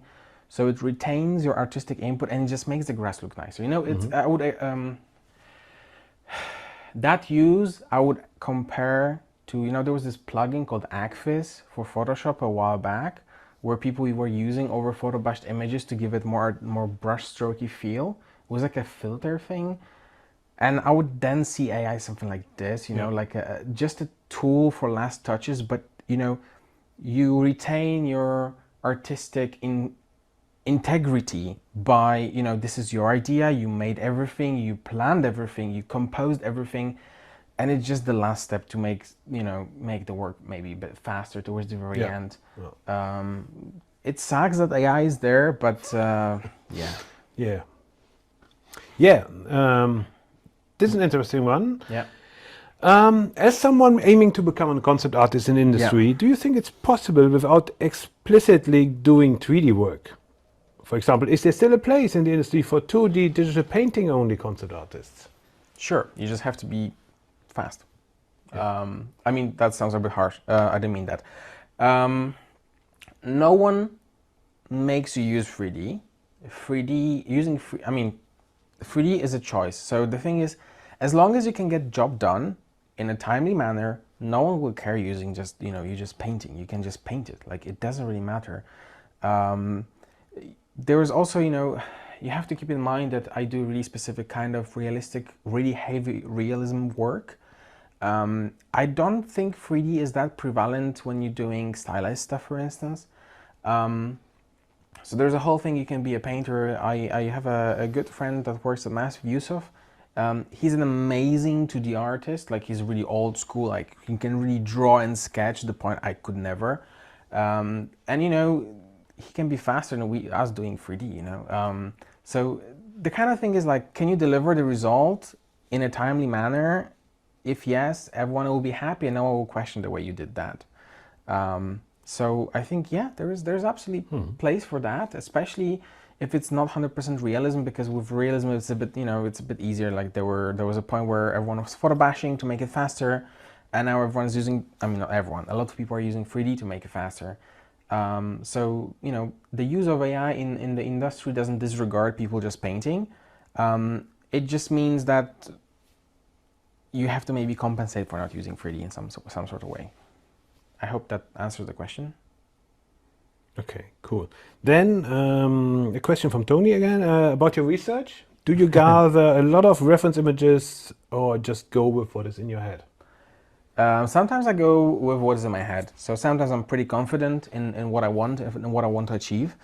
And sometimes, luckily, I don't get in the point when I realize I don't know what I want, or I don't know what look I want to achieve. And then I won't use reference, which is sometimes problematic because my art director is like, oh, do you have any reference images for that? I'm like, yeah, no.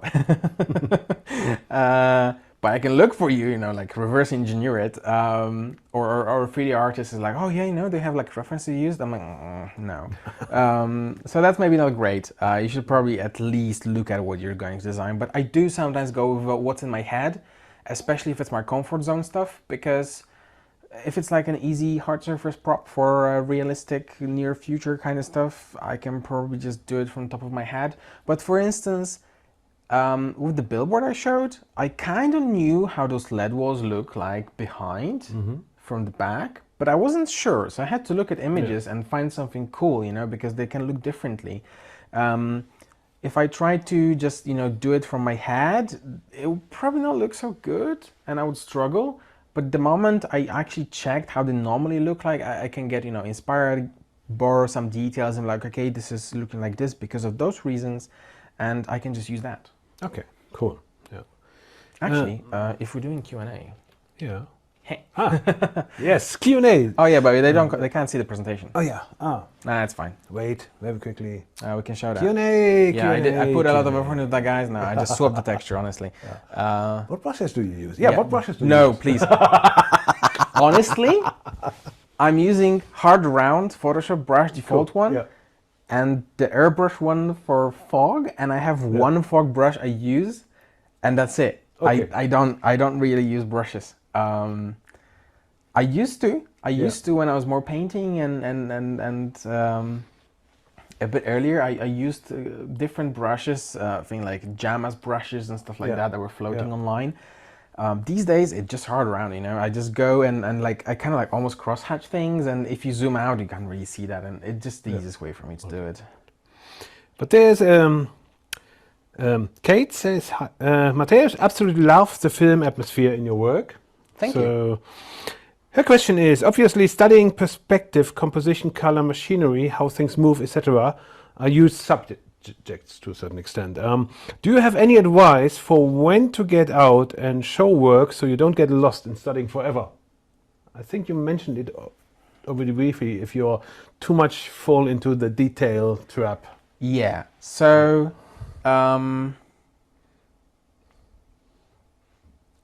I understand the question is how when you show the images to someone else, or do you post it online, or can I see the when to get out and show work? Yes, so it's possibly when is enough to go into detail and just go out and show it to somebody. Right. Okay. Well, the thing is, no one will judge you if they don't think your work is maybe not good enough or that it's lacking something. If someone judges you, they're just an asshole. Honestly. You know, everyone started at some point. I still have a bit older images on Mars Station that are a few years old now, and you know, they show the skill I had back then, and there's no shame in that. Everyone went through the process. I think if there's a chance you can get some feedback and some help, or you can maybe message someone and ask, hey, you know, do you have a moment to have a look at the stuff I'm doing? I would maybe encourage that, as long as you feel comfortable with showing that, you know. There is a point where don't try to make everything perfect. It's better to just get some mileage and just make another make another image and another image and another image. And then there's also a thing I would really warn people against, maybe. Don't get in tutorial hell. I know people get stuck in watching tutorials, and you know, they watch hundreds of hours of tutorials. While there is a lot you can learn from tutorials, there is a point where practice will beat next tutorial. You have to remember to not just study the thing, but also do the thing. And you know, it's like, maybe let's compare it to being a doctor or a surgeon, right? If you keep reading about doing surgeries, you will never, at some point you won't improve your actual skills of doing the surgery, right? And it is a bit like with art. You have to remember to practice what you learn, right? Don't endlessly study things with tutorials and stuff, and it also costs money and time and everything. It's better to just draw and kind of like get practice. Practice essentially. Yes, that's what the AI people don't want to do, right? Exactly. Okay, next one. What do you prefer in a junior's portfolio? Fan art from established IPs or personal projects and studies? I think fan art is fine, because it kind of shows you can work maybe in that style, right? I wouldn't make portfolio solely with fan art, but you know, if there's a game you really like and you want to work on similar kind of games, I don't know, you love Last of Us, or maybe not Last of Us. Everyone does Last of Us concepts, but you know, if you love specific kind of IP and you want to work on that, well, you know, that there is some point and merit in showing that you could work on that, because you get really good quality image, and then you show you can work in that art style with those subjects and stuff like that. But I wouldn't do only fan art, because the problem with fan art is that you're working in someone else's IP, and it shows me you can mimic that IP, but I don't know if I give you something else, you know, completely new or from different IP, I wouldn't know if you're able to work within that different theme and different topic. So I think it's important to show that you can design. By design, I mean also, environments and paint stuff. Not specifically you need to design this loot box, I don't know. And also, I don't mean take a big, medium, small pack and kit bash an image fully from pre-made assets, because that also doesn't show much. It shows you can do composition and light and maybe some storytelling, but it doesn't, I don't know how you would perform if you didn't have those. Because, on the projects, when we work, at the beginning, we have nothing. We have to make everything from scratch. At some point in production, there are assets coming into the engine, and you can maybe start borrowing some models without textures and stuff like that to make your work faster and a bit easier. But at first, you won't have anything to work with. And I need to know that if I tell you to work on this new project we have, that you can actually perform. So I think fan art is fine, but support it with your own stuff. Okay, cool. Then question, at your day job, how do you deal with feedback that you maybe not agree with? If your art director says, this is shit, for example. Well, my art director will never say, this is shit. Yeah, this is not professional. You will never get this kind of feedback. No, but jokes aside, I don't agree sometimes with feedback. I sometimes struggle with, when I'm told to do something I don't think is a good idea. It doesn't really happen, not with my art director here in Germany. I had that with different art directors. You just have to clench your teeth and do it. There are some people that you can reason with, you can show your expertise and like, okay, I'm really proficient with this kind of designs or this kind of images, this kind of environments.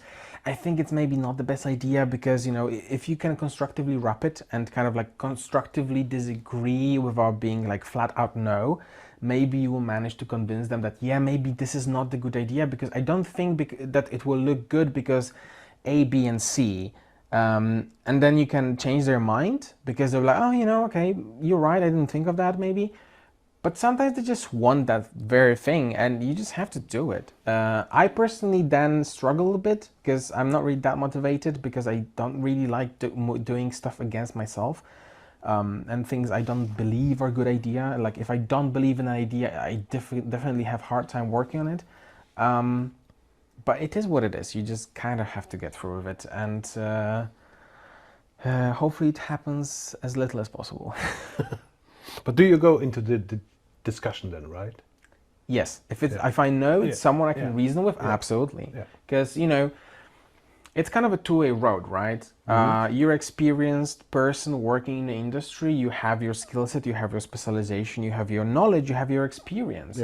So it's not that, you just executor of someone else's will. You have your knowledge, you have your respect, you have your skills and experience yourself, and that makes you a person that has valid opinion on things. And you're a partner in there, like if the team structure is healthy and the team relationship is healthy, it's not your boss versus you, but your partners that you work on the common goal. And then you can be like, hey, I don't agree with that because this and this. And, there's a high chance they will, be like, okay, you did those things in the past, whatever, So maybe sometimes they will like, okay, please do my version. But also, you can do alternative and we'll see which one works better. Okay, cool. So for the next question, I put up on screen for you to read because it was quite Is it long. So hey, I really loved Frontiers of Pandora and all of the concepts created for it. Thanks a lot for this webinar. It's super interesting so far. So it's still, there's still chance it won't be interesting anymore. I'm learning concept art myself. Recently switched to Photoshop to Photobash more comfortably, and I'm happy with how it's going. Here are some of my questions. Maybe some will be answered even before we get to the QA, so feel free to skip. And thanks in advance for answering. Okay. How to deal with over-polishing your drawings. I always want to analyze everything detailed and perfect, but when I analyze industrial artists' work, there are a lot of raw brush strokes and other elements that are really not that perfect and not polished at all on closer look. Long sentence. And that's something I really like about Photobash concept art. it looks crazy detailed and realistic, but also messy and wonky at the same time. But how to teach yourself to ignore those imperfections? One thing that has helped me is now that I'm on a PC, I don't sit as close to the screen as used to with an iPad. So, Yeah. Is it cut? The question? I think it's cut. So yeah. It's cut. However, but I think we got the idea. Yeah, we got the idea. Yeah. Right. So first of all, don't zoom in. Trust me. The thing is, I struggle with that myself. You know, like I want everything perfect, pixel perfect, and all this kind of stuff. So your question kind of contains two things. Why the industry concept artist stuff contains rough brushstrokes? Because often there is no time to spend time polishing, and it kind of ties to what I said. It serves the purpose on the production already, so there is no point polishing it. Sometimes, you know, I know before releasing, for instance, Art Blast and ArtStation, artists get time to polish a bit their images before they post them. So sometimes stuff you see on ArtStation is polished stuff that wasn't actually used in that state on the production because it wasn't necessary. But now going to your question, don't zoom in too much. No one will zoom in on your work. Like honestly, if you present your work and unless there's something, you know, the only reason when sometimes I see my art director zoom in on something is that he thinks that something is not quite right, but he can't figure it out. So he zooms in a bit to check maybe he can see better because he's uncertain. But generally no one will zoom in on your work. Like look at it at 100% or like look at it in screen size. Because also anyone looking at it, and if it gets in the game, it will be looked at screen size. So you don't have to worry about, you know, those not perfect pixels. What I like and what I think helps a lot is if you feel like you're missing some details and it's not pixel perfect, add a layer of grain on top. I have it on my concepts. I add some grain, you know, because also with renders from 3D, they're sometimes way too clean, and that gives this artificial uncanny valley feeling. Think about film photography. And I mean, most films emulate, like shot on digital, emulate film photography, where it has some grain, you know, darker shadow areas are more grainy, you know, in low light situations. And that grain kind of tricks your brain into thinking that there is more detail in there than there really is. So I would say don't zoom in. Try not to think about it too much. No one's gonna judge you about not being pixel perfect, and maybe add grain, maybe that helps. It's a typical Photoshop grain, so you just put a layer that is 50% brightness, 0 saturation. You set it to soft light, and you add the filter noise on top of it, and that's the grain I use.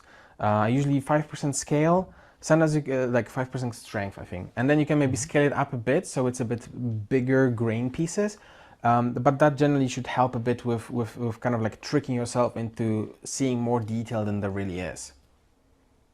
Okay, cool, thank you. Yeah. Next question. How do you get clean meshes when scanning 3D objects with your iPhone? I don't. No, seriously. Yeah. I don't. They will always be a bit messy. They will always be higher resolution, higher than you really need them, and they will have a lot of geometry. The best thing is to try to get as good coverage as you can. So kind of like get the object from all the angles possible. Try not to go too fast so it doesn't get blurry pictures. Generally, I'm using Blender, right? So if the mesh is too high resolution, or it's a bit messy, you can maybe clean it up a bit by hand, but also you can just decimate it. Like there is a decimate modifier in Blender, and just check how low you can go without it breaking and then starting losing detail. And then also if your mesh is messy in a sense that it's complete but it's really heavy, you can try instancing it so it doesn't affect performance so much. But generally, I don't really get that clean meshes. I mean, it takes some work to clean up the 3D scans, but honestly, most of the time, they will look just fine with the texture on when you put them in 3D. Mm-hmm. Cool.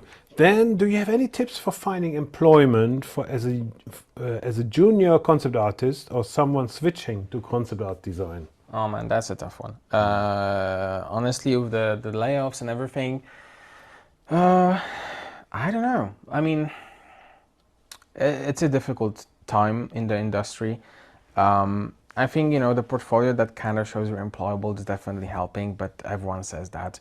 You know, I know people are busy generally, but maybe it won't get you directly employment, but maybe you can reach out to an artist on LinkedIn from the company, or art directors probably were going to be too busy and stuff.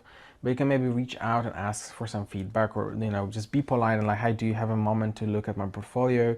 I would want to work with you guys, and you know, if this is something that makes me employable as a junior artist." Finding job, I don't know. You just have to look at LinkedIn, the pages of the companies. Follow the recruiters on LinkedIn because they post. Sometimes lead artists from companies advertise that they're searching for someone. ArtStation has job section as well, but generally it's a tough time, and I'm sorry, I don't really have a good answer for that. Now, an add-on from my side, how important is it to build, for example, a network within LinkedIn as a concept artist, or as an artist in general for the industry? That you have a reference, that you have met this guy, that you have met Mateusz, that you're connected with Mateusz. Yeah. Would it help to a certain extent? I mean, I don't think so, having someone as connection on LinkedIn is necessarily helping, just if you have only them as a connection, because that really doesn't do anything.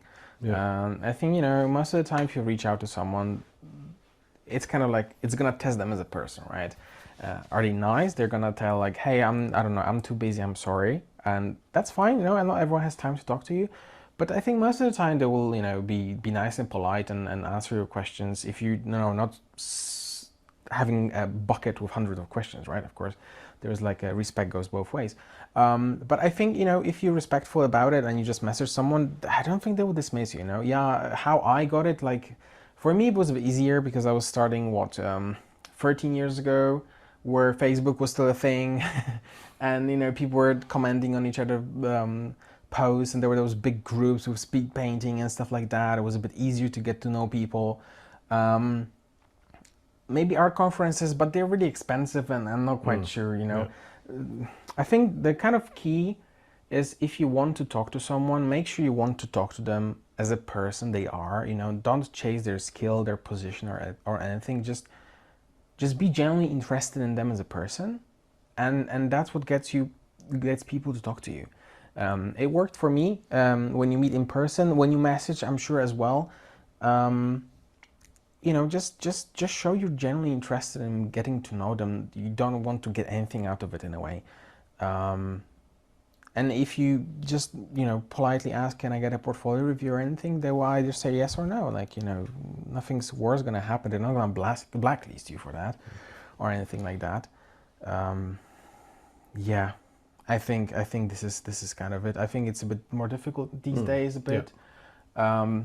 Also remember, any peers that are at your level right now and they're starting out, they're probably all going to be in the industry. Like, I know a lot of people that, you know, we were all students and starting out, and now we're all over different studios and stuff like that. And maybe I don't keep in touch that well because I don't have time to, you know, message people and keep those online friendships alive so much. But, you know, at the same time, I'm sure that if I message someone I knew from a couple of years back, we could talk again, you know. And so don't underestimate the friendships you have now with other students and people at your level, because fingers crossed you will all be in the industry one day, and then you will have a network of old friends. For the next question, I think this is the continuous question from Lee. Something I forgot to ask in the original message: how long is considered average and acceptable to work on a one piece in the industry? At least on similar to the complete pieces shown at the beginning, with social media getting flooded with content from people all around the world every minute, which plays with how we view and kind of takes time. And also rise of AI. It feels stressful to be a slower artist who doesn't spit out finished painting images every few hours. Yeah, that's bullshit. But then you watch professional artists saying that they spend 20 hours average, excluding the wait for feedback and such, and it confuses me. If I were to get into industry, would I be screwed or not? Images take long. Like the stuff you see here. Like here, it's my personal work, so I kind of pick what I do, and I can pick a bit easier stuff maybe, and I have my own libraries of scans and stuff like that that I took, and you know, I used the horse from big, medium, small, and I used some 3D scan of a armored vehicle and stuff like that. But generally, you know, the avatar things, the avatar images you can see in my portfolio, I think most of them were like 2-3 weeks sometimes. Because, you know, we worked with Lightstorm that really expected this film quality images because that's what they were used to seeing. So it will really take hours and hours. Not every production has the time for that. Sometimes you have to be faster and you have, I don't know, a day or two for a concept, but that will impact the quality and kind of finish. And everyone is aware of that. You know, we're working now. We kind of do a bit faster concepts at the moment, and my art director is not expecting fully polished image from me. He just wants to get to the point of polish where it sells the idea to me, to him, and someone not arty maybe from the team that sees it. But he knows I would need to spend another day or 2, 3 days to bring it to super finish, because some stuff is placeholder, some stuff is done in a really dirty, hacky way, and cleaning it up would take time. So yeah, totally, like people saying that, oh yeah, I didn't have an hour. Yeah, yeah, maybe they did, but no one is gonna have that output in professional environment where you have expectations, feedback, changes, requirements. It's fine to take a few days. Like seriously, if it's not a quick thing that you're supposed to do it for yesterday, for those really polished images, it's like a week or 2. Okay. Yeah. So we have a couple of more questions and a couple of more minutes. So let's, considering how fast tools and technology develops, how do you manage to follow up and be up to date? You don't. No, seriously, you do. So you have to kind of keep mind of what's happening and what's changing and what's new and stuff like that.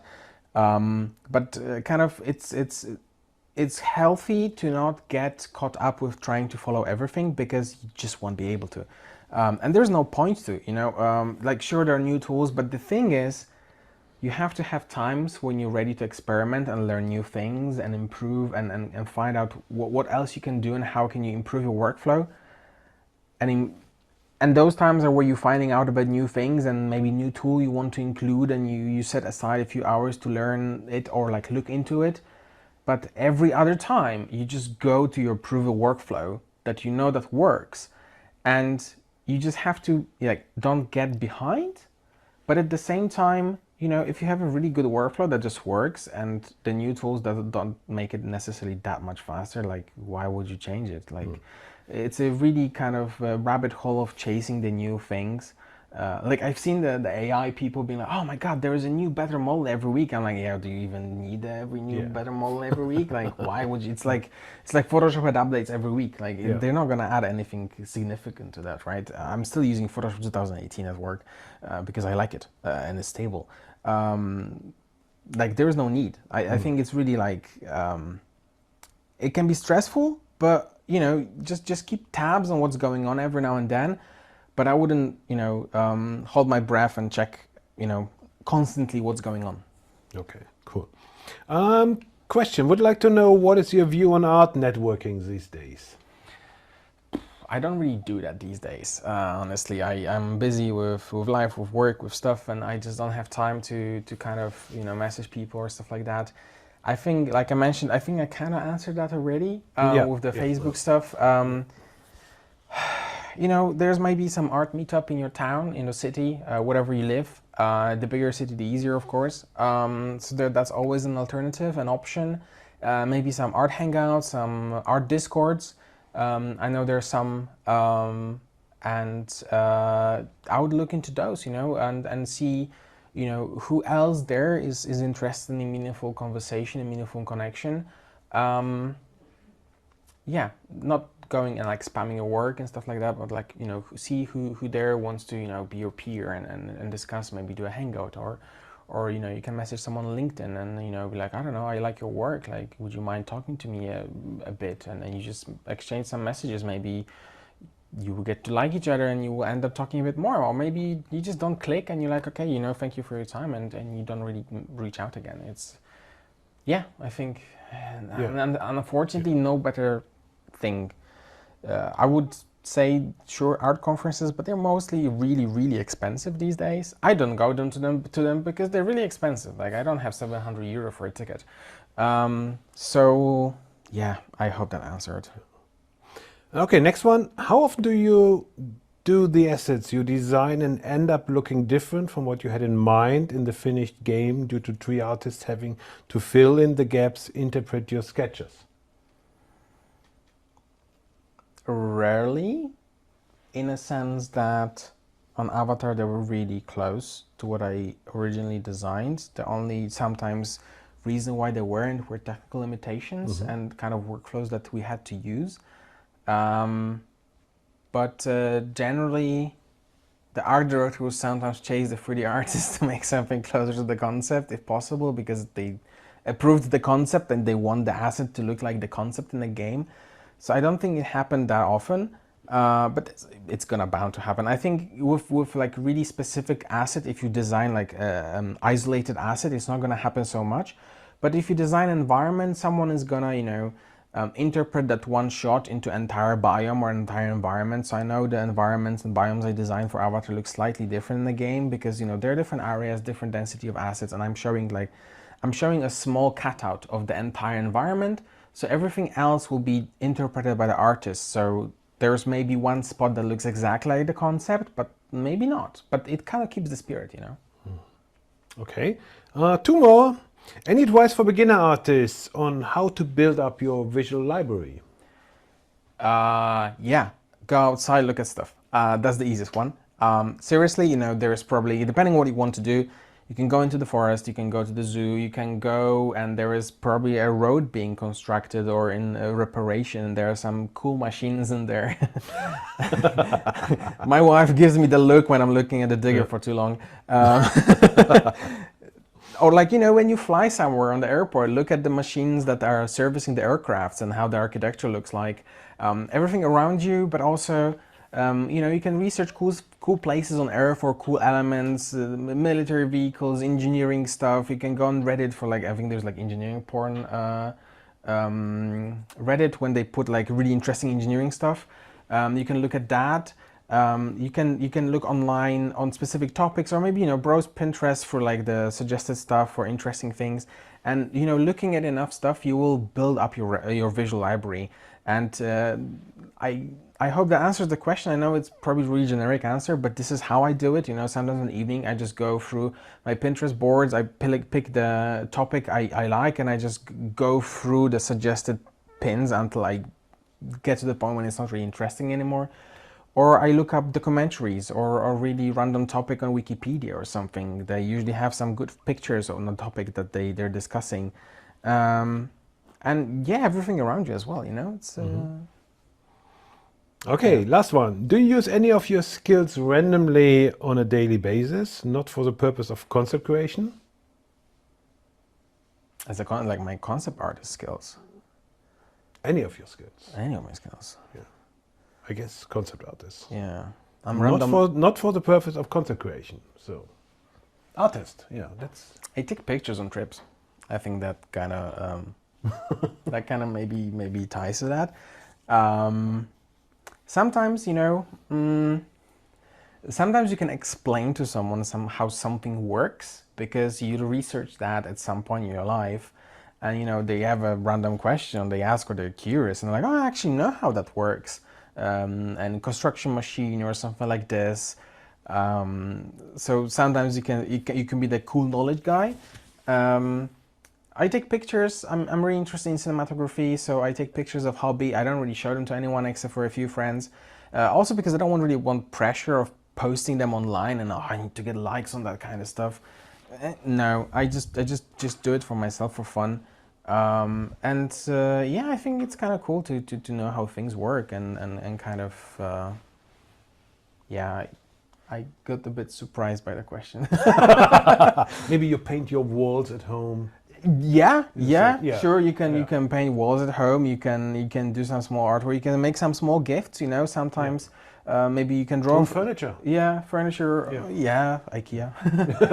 you can maybe draw something for someone, or yeah, if you into like more hard surface stuff, maybe you know how you can, I don't know, figure out piping in your flat, I don't know, or you can figure out what broke or something like this, or how to repair something simple.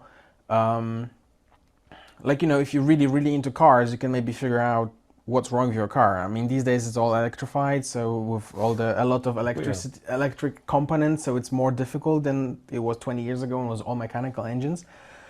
But some of it is applicable, you know, some of it is gonna make your life a bit easier. And yeah, my 3D and kind of visual imagination helps me navigating in cities and everywhere, because I can kind of, where I know where point A and B is and I know how the map looks like, I can kind of see the map in my head from aerial view, and I can rotate it, so it makes the navigation easier, I guess.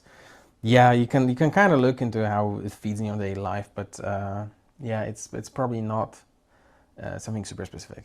Yeah. So you walk to the cities identifying the sniper spots over there. Yeah, you could do that. Yeah, vantage points. Yeah, yeah, but no, I mean, you know, you see that, and you can kind of direction and stuff like that, or you can understand the architecture, you know, this kind of stuff. Okay. I think we. Yes. Do we still want to do the live stuff? Or? Yeah. So we are still here. So if you want to stay with us, are they here? Are you still there? So just let us know if we want to do some live drawing stuff, or not me, but Mateusz. No, yes. Now Guide is gonna draw. Okay, so let me put the screen again. So here we go. So okay, go on. Stage is yours. Okay. Good. I thought that we'll just do some quick environment sketching in Photoshop. No, that's Blender. I'm gonna kill Blender for now. We won't need it. Don't save. So it doesn't. Well, we had that rendering all the time, so that probably doesn't help. We don't need that reference anymore. Due to the time, we'll make it kind of quick. But I just want to. So I am sucker for cinematic stuff, so it will be a cinematic 30:5 ratio, because yes, my art director actually tolerates that. You know, we work on games, so it's usually 16:9. Oh wow, why is it? Oh, what a mess. Yeah, what a mess. I don't want that. Extras, no.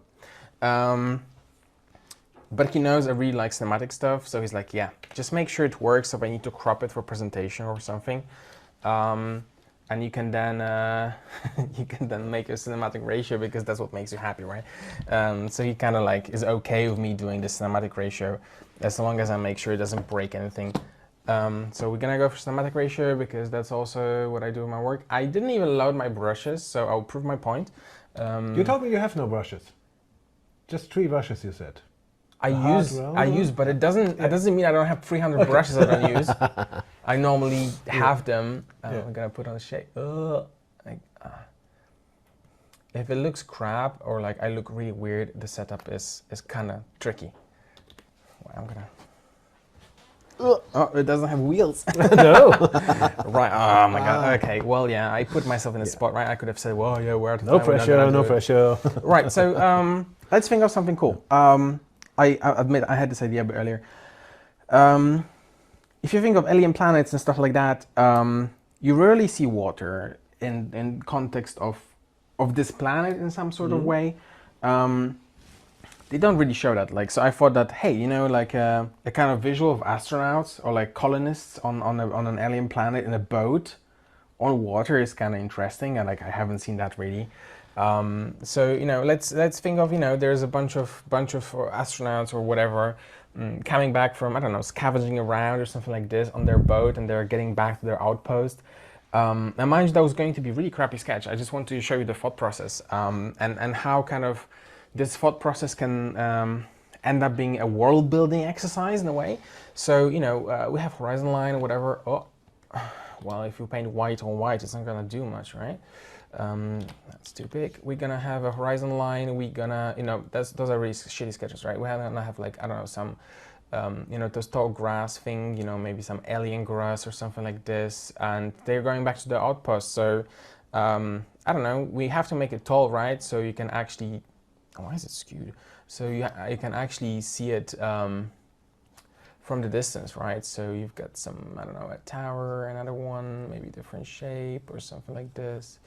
It's probably gonna be like typical 2/3 composition. Like I don't really use those rulers and stuff for like a boat. Oh, that's really bad. Trust me, trust the process.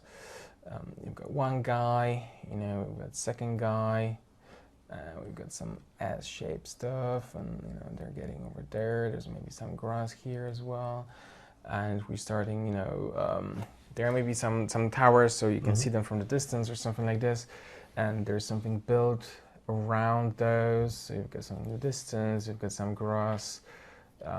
The guys are there. You can't really see it, but you know there's like from the water or whatever. I will add some grayscale stuff in a moment. No, I don't really like that. Mind you, you know, this is the kind of first steps. I'm not really focusing on design or anything. Whoa, that's not what I wanted.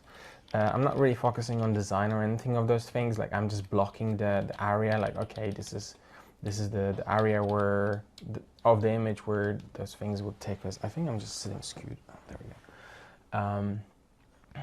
There, and there's something there. And you know, I'm starting to think, okay, I'm gonna put some colors in there so you can actually see what I'm seeing, because I'm seeing things because I know what's in my head. You don't know what's in my head. So they're the guys, they're on their boat, maybe they have some cargo, whatever, and they're coming back.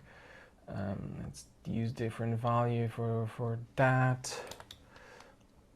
And you know, I'm thinking, okay, so their settlement, right? Like what can we do something, you know, cool about it? I don't know. You probably saw Foundation TV series. They have really cool stuff in there. At least this is the one which I've seen. You know, you're gonna think, let's do something unique. Let's do something fun. So let's think those tower things are actually like drop pods where all the like basic necessities for the settlers are dropped. So we're starting world building, right? Like I'm gonna continue the sketch. Bear with me. Let's do something cool, and you know those big things, those big cylinders. You know, like the superstars, how is the big ship? And that's the big rocket from Elon Musk, whatever. Or like any Starship. NASA Starship. Yeah, that's the one. Maybe you know Yep. it's something like this. I don't know, for whatever reason they don't want to land on the surface because it's, I don't know, difficult to get out or something like this, and they get those drop ships from the orbit that contain everything the settlers for their settlement need. So this big cylinder filled with all the goods they need, and it kind of like drops, and they kind of have like modules that built around this dropped spaceship, so it kind of lands, puts the legs out or something like this, and kind of like anchors into the ground. And then you have some sort of modules that they can assemble around it to create housing around it. So, you know, they have the tower ready, it's kind of like protecting from elements, all this kind of stuff. And they have, of course, you won't see that here, but I will continue. And like, you know, it's a world building exercise, right? So they have those big pods. So, you know, probably when the ships are there, they have like big thrusters, a bit like the Russian rockets, for instance, when they have those four ones, and they kind of like fall out, and they kind of fall out when landing, and then it kind of like they build around it, and then, you know, like the kind of quality of sketch you see here is probably what I would normally do. Like I'm not really, you know, trying to make it pretty. I'm not really precious about it or anything. I'm just testing stuff out, right? Like I don't think this composition would hold. Like for instance here, like you can't really see the depth right now. I would want it to be kind of, that's where I would get out of 3D, right? Like marshes with those tall grass, alien grass, some maybe colorful or something, and you kind of have to, like in the Florida marshlands, you have to kind of like go between those small islands, and you get to dry land where their settlement is. If you know, let's say we really want to sell its alien planet, right? So let's do the Avatar thing or the Star Wars thing where you have two moons. You know, there's a one moon. Oh wow, that's really not round. One moon and second moon, and maybe, you know, I don't know. There's a third sun or whatever, like, or something, and there's something on the sky. So with that already, if someone had doubts after seeing the alien plans, you already sell. Oh yeah, you know, it's an alien planet, right? And then, you know, I hope it's interesting what I'm doing right now, because I'm not really drawing so much, I'm mostly talking, right? But this is the thought process, this is what happens in my head when I'm thinking about this kind of stuff. I see. Positive signs. Yeah, and you know, so, you know, and now, and like, sorry, I'm all over the place now, but since those ships land, right? Some of them probably don't make it. So, you know, maybe we have this image, but we're thinking of the world. Maybe sometimes those guys have to go to a crash site where one of those crashed, and they have to extract and scavenge all the stuff that was, you know, intended for them and transport it back. And I don't know what kind of game it could be. I don't know, maybe it's a film, maybe it's a game, but maybe, you know, it's a survival game. But it doesn't have to be a survival game. Maybe it's a linear game and it's a story, I don't know. They're short on something, they were supposed to get their shipment, but the shipment, I don't know, crashed, and they have to, you know, venture out through this like alien landscape to get to that point and scavenge this stuff. So we have this sketch. It's really bad, I know, because, you know, I'm not really designing it. I'm just throwing ideas. I'm thinking visually. And, you know, I'm not gonna sketch the crash site, but yeah, maybe, you know, there's let's make a folder. I'm actually, you know, I may actually make this concept. I would take those sketches with me. You know, maybe, you know, the guys are like, you know, but they would probably need to get there somehow, right? So, you know, they can be walking, right? But that's kind of boring, you know? So maybe they need a vehicle for that. Maybe they have something getting around, you know, like the lunar rover. I guess most of you know the lunar rover. Too much talking, no water. Most of you probably know the lunar rover. So maybe they have something like this, you know, or something similar, or like the on the airports with the baggage tractors. Or something like this, you know, just to hold stuff, you know, because it's not like really armored or military or anything like this. So yeah, I don't know, the guy sits here, they have like, whatever, and then wheels, because wheels, mind you, perspective is bad because I'm not really thinking about it now, but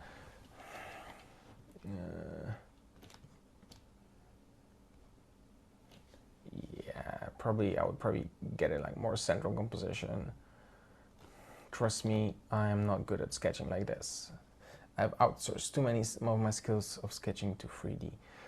Alright, so wheel, and there's a guy at the front, another wheel, you know, and then we go, there's this, you know, this big cracked thing, and it's crushed here, and some composition. Maybe there's another one here, you know, like let's make some interesting composition.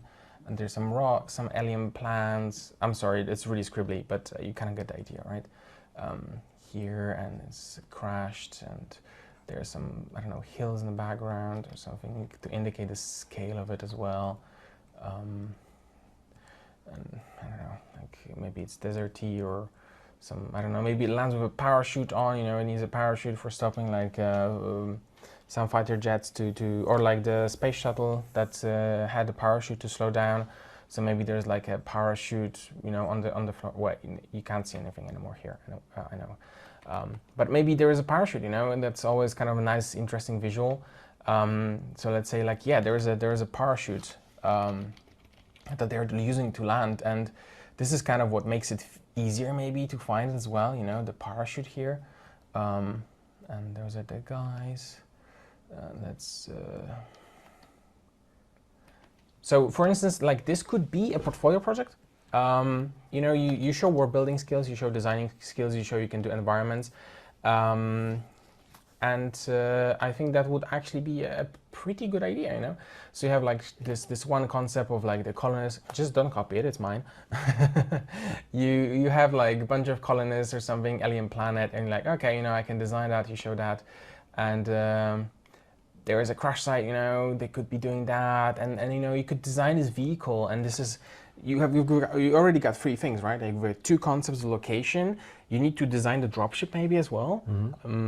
How it looks like, and it will be interesting, you know, how the settlement looks like when it's already kind of in there, combined all together with the modules, and how it looks like when it's dropping, you know, with the engine still intact and everything. And then you've got the crash site, so you show, okay, this could be the interesting, you know, point of interest location in a game. And then you're like, oh yeah, crap, but they have this tractor thing, right, that they use for transporting stuff. So we have to design the tractor stuff. And then you've got kind of like a world building project where you kind of have two hard surface designs. You kind of design the planet as well. You don't really go into the details, but you show some of this here. And then you're like, okay, and then I have two keyframes, right? I've got the guys coming back to their settlement, which kind of shows the settlement a bit as well. And then I've got the guys going for the crush site. And this is a nice contained project. Yes, the designs will take a long time, probably. Like I would say probably a week or two for each if you want to really figure it out. Especially if you're not that, not that proficient, it's fine to take longer. And, but you can turn it into a portfolio piece and be like, okay, this is my project. I can do that. I can design this kind of stuff. And then you can be like, okay, I did that. Maybe I didn't get a job yet, or I'm not applying yet, and I don't know, a medieval one, if that's what interesting for you, right? Because you have to think of like what the companies are making and what I want to work on. Because if you keep drawing watermelons, you're gonna get hired for drawing watermelons. But what if you like bananas? Yeah, exactly. Yeah. So you kind of should have the stuff that And we have this thing that we established. It's an alien planet. And we have the 3 moons, right? So we have the 1 moon, we have the 2nd moon, and we have the 3rd moon. And this already kind of puts them together and shows that it's in the same universe, it's the same planet, it's the same place. You will share some of the plants, some of the soil, and I know they're really bad sketches, but it kind of works for me already. And then we'll probably skip the Blender part because it's late. I don't want to keep everyone. Also a tip for Blender, don't keep the default cube. You can, no, that's a joke, but Blender allows you to set up your starter scene. Okay. So every time you open Blender, I think it's taking time because I brought all my settings with me. So it's loading them in. But Blender allows you to define a starting scene. So see, I don't have the cube. Yeah. I've got... You have people. Yeah, I've got 2 kind of like reference points, right? I've got the female and men, and female and male. If I wanted to reference something for the design, it's always good. And I often put the cube in. It's like 1.8 meter tall cube, so it's the average male. Yeah. But the problem with cubes is that they kind of take different volume than actual human does. So it's always better to have even low poly silhouette, or you could put a plane with a human picture on it. You could do that as well. If you don't have any models like that, you can also put the plane in there. And so I don't know if I'm probably HDRI is not working, so I'm gonna turn that off really quickly. World, let's kill the HDRI because I didn't pack it, so I don't have it. Right, okay, so so it's a good start. We've got, let's keep the guy in for now.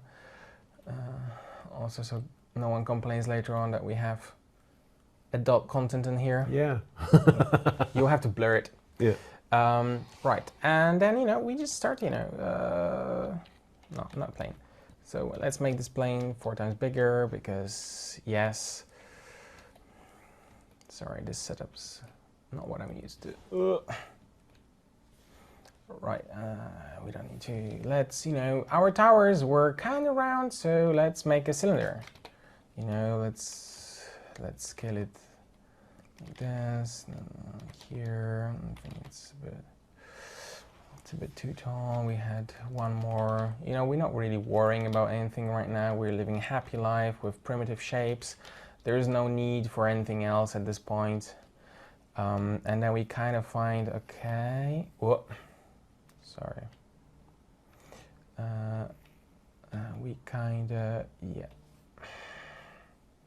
That's what you do. We get for making a live demo, right? Let's have this guy. And let's lock the camera here for now. Let's change our ratio so it matches. So 350 by 1000, so it matches the Photoshop. Let's not move the guy, let's move the camera, Let's look at our sketch, not this one, because not making this one. Let's say we're making this one, so this has to go.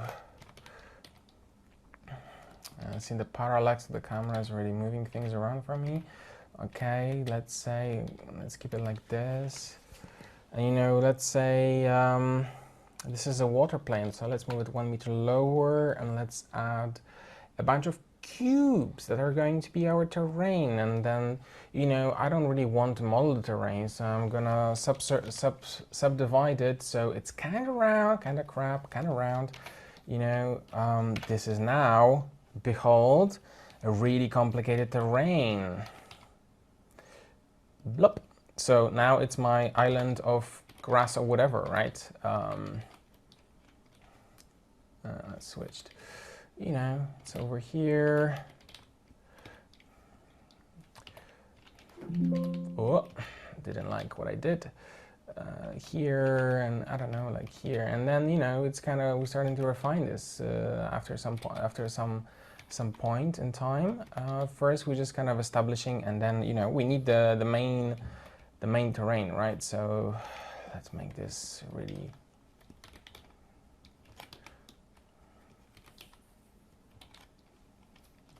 Let's just do that. Right, so that's our water, and now, you know, we add a cube, and this is our boat. The ship. It's our boat. It literally is our boat, right?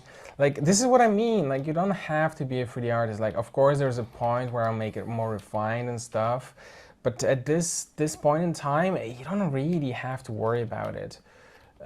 It's really all like primitive stuff. Like, it's nothing, merge at center. It's nothing really complicated, you know, like 3D wise. Like, I'm not really building a 3D model or anything like that. I mean, yeah, I'm building a 3D model, but you get the idea, right? So let's move 3. Let's, yeah, let's, you know, give it kind of boaty shape.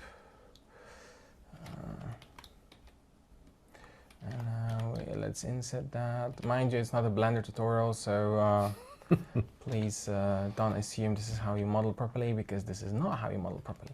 But yeah, you know, okay, that boat is way too big for those guys. Like, you know, there's probably 2 people supposed to get in, and right, I don't want to spend much more on this, but as you see, we kind of have this, and it's not a comfortable setup as well here with, but this is how it starts. This is cool. You know, I did this thought process. I did this whole, you know, I'm thinking about it, what I will do, what I can do, how I can do it, and then I start building quick 3D. And I mean, I don't have it right now. I don't have the HDR, but you can just put sun or something, and you can, okay, like, you know, this is the kind of, maybe, you know, we want to make it dramatic. And nice, so maybe it's a bit of a sunset, you know, they're kind of like catching the last glimpse of sun before they get to safety. That you know, kind of involves some sort of sense of danger maybe, or sense of urgency that they need to get back before dark, because you don't know what, something's gonna happen, right? And kind of like, you know, this composition is kind of okay. It's nothing groundbreaking or, you know, amazing, but it kind of works. And, you know, you can still, you know, put another, yeah, I usually have this first camera that I'm quite okay with, but then, you know, I either change the like, I think this one is 35mm, so it's really meh camera. It's like it's more cinematic, right? You can make it like even 18mm, and suddenly you get more depth. I mean, I wouldn't do that, but maybe it's 24. So, you know, you get a bit more sense of distance, because the smaller the shorter the lens, the further the objects appear from each other. The telelens, so the higher numbers kind of crunch the distance, so they feel like they're closer to each other. And this already, you know, it's a bit more dramatic. Maybe even put it closer to the water, so you kind of have this sort of like blurred water surface close to your eyes. And yeah, this is, you know, this is the start of the process. You know, of course, I moved the camera, so this doesn't work, so I have to copy it and, you know, move it again. And this maybe here, you know, the boat maybe maybe closer, but then it gets a bit too much in the camera, so maybe I would need to rotate it somehow. Let's put this guy here, like my scale is probably not working here, but you know, you kind of get the idea. You know, you work your 3D, you kind of push and pull with really primitive shapes, and then when you start to get a bit more confident, you're like, okay, yeah, I kind of like this composition. You put a bit more work in. Maybe you can, you know, take a screenshot and take it in Photoshop and work it again, and be like, okay, you know, because maybe it's faster than moving around, right? Maybe it's faster just to, you know, sketch something really fast and test that out, or you just rotate and look for different, better composition. But yeah, this is my process, and you know, like, of course, the modeling gets a bit more complicated slightly. I will bring some assets that I have. I will add some material, add some lighting, but I wouldn't go into that as well, especially that everyone probably wants to take a break at this point. But I think it's much easier to work in Blender, talking about assets, if you can create your own library, right, of objects like cars and boats. So, like, this is the thing, like, you know, you work on this concept, right? You can reuse everything you build for it. Like, I did this billboard stuff, and there are some lampposts and billboard, and maybe, you know, after the project, I'll be like, okay, I will clean them up a bit and save them as separate things, and maybe I'll reuse them somewhere else, because they weren't really specific. Like, they weren't super sci-fi or anything like that. And I can reuse it in different projects that requires that. Same for materials or something like this. Maybe I have this boat, and well, maybe it will be a sci-fi boat, so it won't really match as well, but maybe it will be good for different projects, or some plants, or water shader. You know, the 3D part allows you to reuse a lot of the things. And I think I will finish the demo here. I'll put the thank you screen, but we can still look if there's a new question. Yes, I will do this right away. Where's my presentation? Where's your presentation? Did you close it? No. No. Maybe you did. Did I close it? Maybe you did. I give you the No, mouse. it's here. No, I'm blind. Yeah. Okay. Oh, you clicked. Stop clicking. Those are 2 of our cats. No open questions at the moment. No questions. I would like to thank you for your attention. Thank you for staying longer, for those that survived, and I hope it was interesting. If you want, you can follow me on ArtStation on Instagram. I'll probably be posting a bit more art soon, hopefully. But yeah, I hope it was useful. Like, I really hope you know, it was somehow interesting and useful for you. If you have some question or something, you can message me on LinkedIn or Instagram. I'll be happy to answer. I'll probably be slow with that. It may take me a few days, but I will get back to you eventually. Yeah, my cat Caucus will give you a bombastic side eye if you don't follow. No, I'm kidding. Yeah, I hope it was fun, and I would like to thank you, Guido, and the Wacom guys for having me. It was a lot of fun. Thank you, Mateusz. Yeah. I never did something like that. Yeah, this is also for us, this new format the first time. So again, thank you all for joining us here. Thank you, Mateusz, for this great presentation, for even for me, the very cool insights into Blender. Maybe I have to open Blender again. And yes, we hope to continue this format very soon. And as said, Mateusz, if you have questions, guys, contact Mateusz, ask him, watch his stuff, see his cats. Yeah. Those are your cats, right? Yeah. Okay. Yeah, they're our cats, yeah. Yeah. Tell Wacom how much you loved it, so maybe they'll invite me again. We definitely do.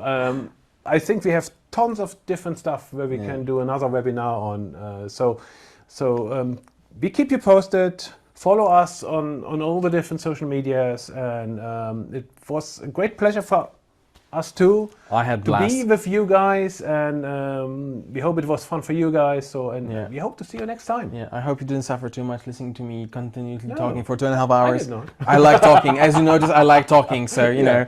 I hope I didn't bore you to death, and now you can, you know, grab water or something. Yeah, exactly. I don't need the water. No? Have a great afternoon, and you know, good weekend ahead of you, and you know, I hope you had fun. I did. I had fun as well.